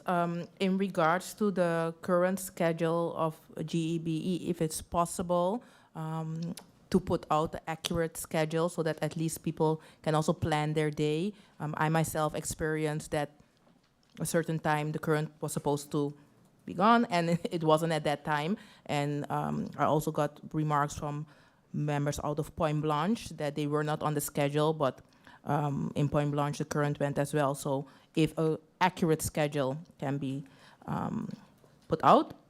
Other than that, in regards to the current crisis situation, I know that GB has on their website the option to submit a claim, but seeing that this is a different situation than others, is there any leniency, and is there a separate way of dealing with the claims in regards to damaged goods? Yes, that's it for now. Through you, Madam Chair. Thank you, MP Roosburg. MP Kotai, you have the floor. Thank you, Madam Chair. Just for clarity base of the container generators, I understand that we're in a time crunch. Has there been at least a comparison between the current container generator option on the table and others proposed? Is G.E.B.E. making this decision by taking the first deal on the table, or are we as a government deciding? As if we are talking about crunching the numbers, there can be cheaper options on the table for the container generators and also a swifter time frame to get them here and operational. Thank you, Madam Chair. Thank you, MP Kotai. MP Marlin, you have the floor. Thank you, Madam Chair. For clarity's sake, I keep hearing members of the coalition talk about proposals internally given for cheaper and faster containerized generators. Can this internal option be given to the members of parliament as well, or the general public?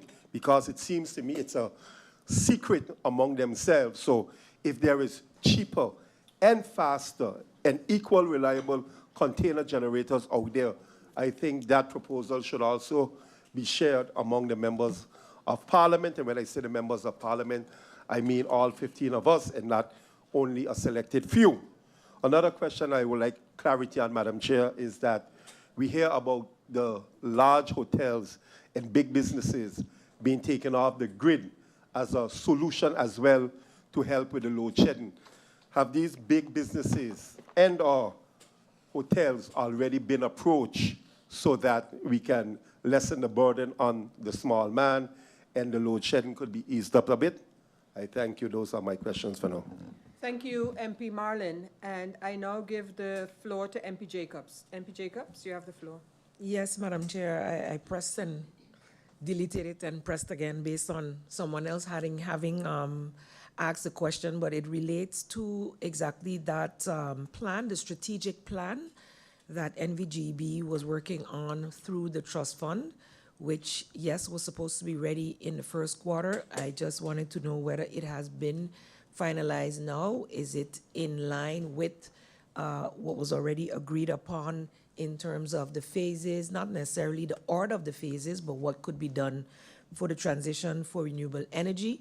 And it ties back into my question in terms of G.E.B.'s grid itself, in terms of does this 6 weeks for even the connection, or I don't know how many, you said 10 days to arrive here, so from the 10 days to the end of the 6 weeks, does this factor into G.E.B.E.'s capacity to be able to connect to this new generator?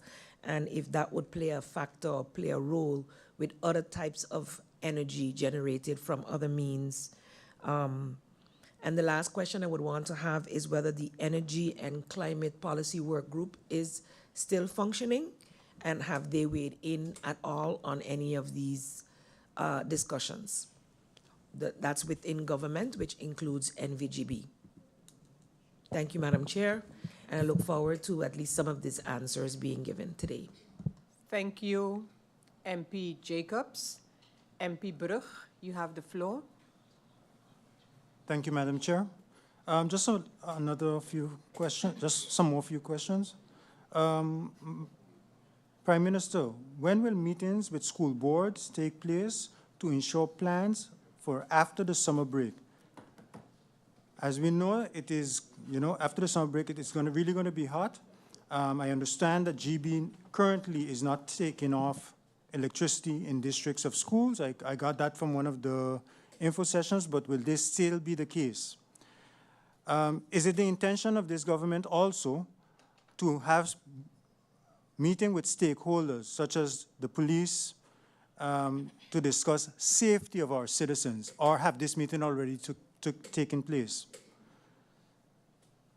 And I also hear on the floor of Parliament where there's a possibility to probably present some type of incentive for those that want to go on solar panels or generators.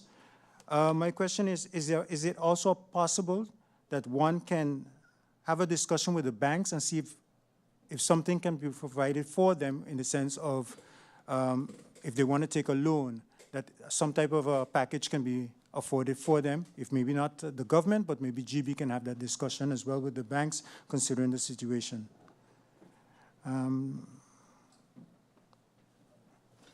I too would also like to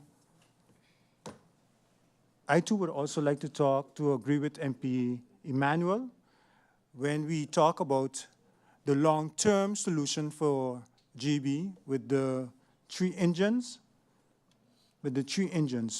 I think it is about time that we look at a different way of doing things.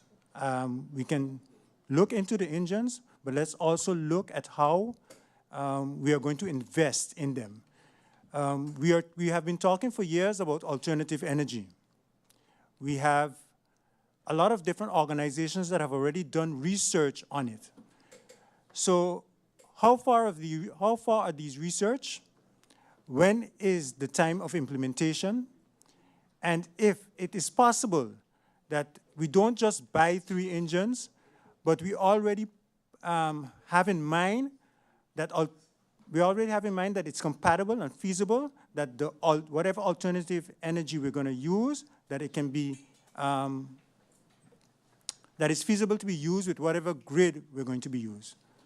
So those are my follow-up questions for now. Thank you very much, Madam Chair Lady. Thank you, MP Brug.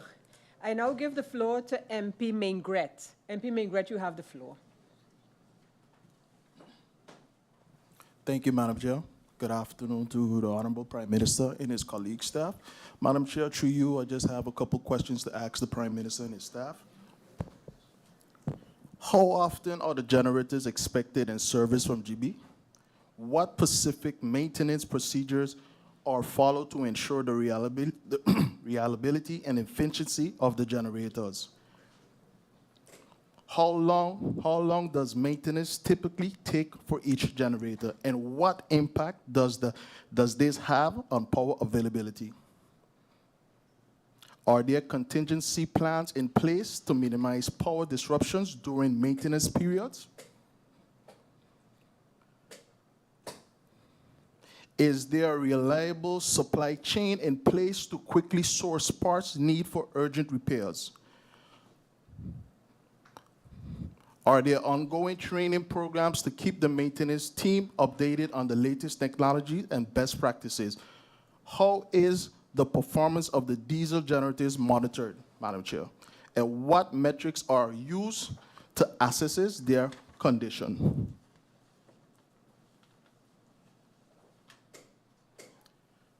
For clarity, Madam Chair, I would like to know, can G.E.B.E provide an assessment on all district areas having power through underground? What's the plan moving forward on having the whole island having power through underground, Madam Chair? That'll be all. Thank you, MP Mingret. MP La Cruz, you have the floor. A blessed afternoon again to one and all. Thank you, Madam Chair Lady. Madam Chair Lady, I want to start by highlighting a document that I have before me. It is the National Energy Policy for Country Sint Maarten. This is a policy that was created and approved by the ministers of the Council of Ministers, April the 24th, 2014. So literally 10 years ago. Madam Chair Lady, you don't have to go too far to realize that we have a problem. And this is why I said earlier, go back and see what was discussed before, what motions were brought on the floor, what decisions were made. And if you want to be a responsible government, take a look at that moving forward. But on page 2 of that document, issues and actions, point 1 states, move away from the use of diesel. Number 2, and heavy fuel oils for power production. That is the first point. So when I'm sitting here now and I'm still hearing G.E.B.E talking about bringing generators or containers that are going to still be burning diesel heavy fuels, then I said this was a waste of time, something that was approved 10 years ago.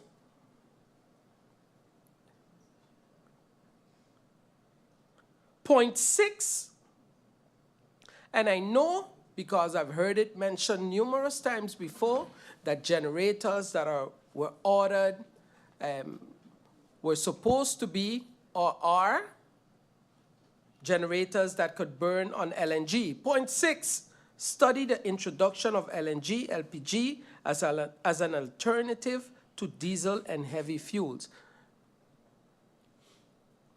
Madam Chair Lady, through you, I would like to ask the Prime Minister if such study was ever done, and if we could have that study. Madam Chair Lady, I am somewhat confused because last year in June, and if you Google it, you will be able to find that we took a trip to Puerto Rico.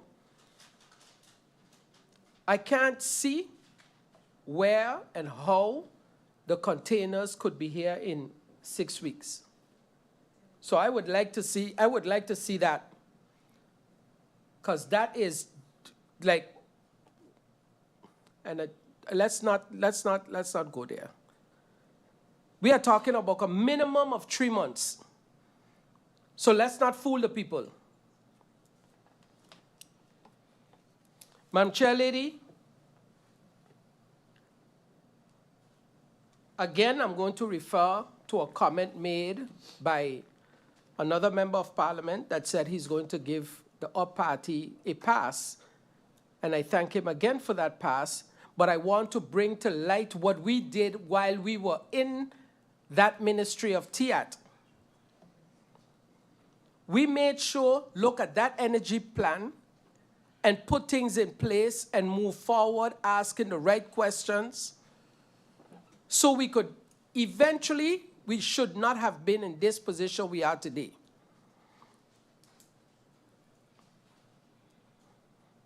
Madam Chair, there is a request from a company to bring a transshipment point to St. Maarten, which would literally mean new money coming to St. Maarten, where we could then use and purchase the LNG for those generators that are cleaner fuel.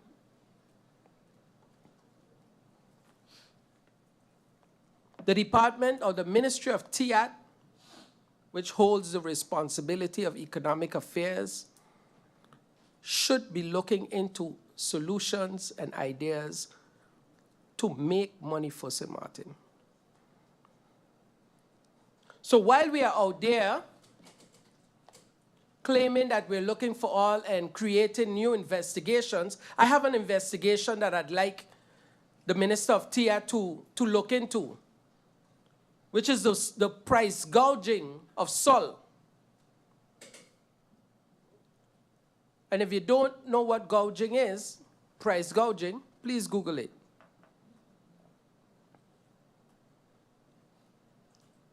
Madam Chair Lady, it is crazy that we're still sitting here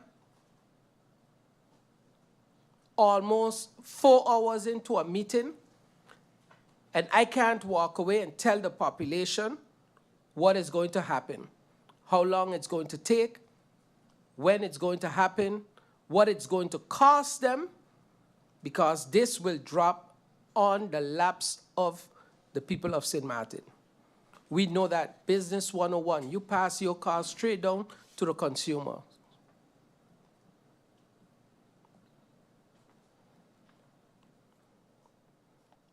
I'd like to also ask that we start looking into who checking when a badge of fuel finish at Sol before the new prices are introduced.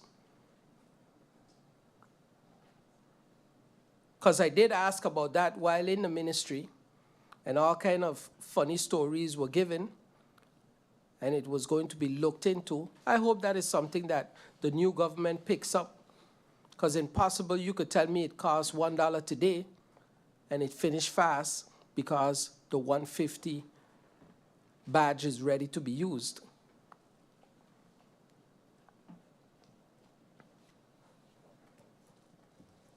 Madam Chair Lady,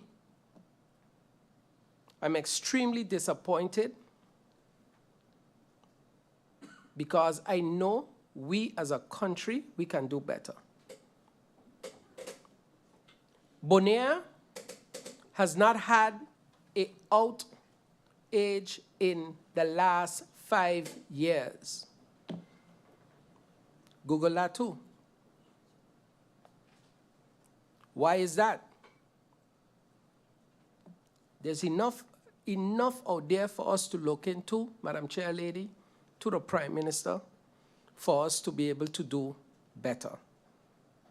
And I know the Prime Minister, I've heard him a lot of times say that we can do better. So if we can do better, I expect better.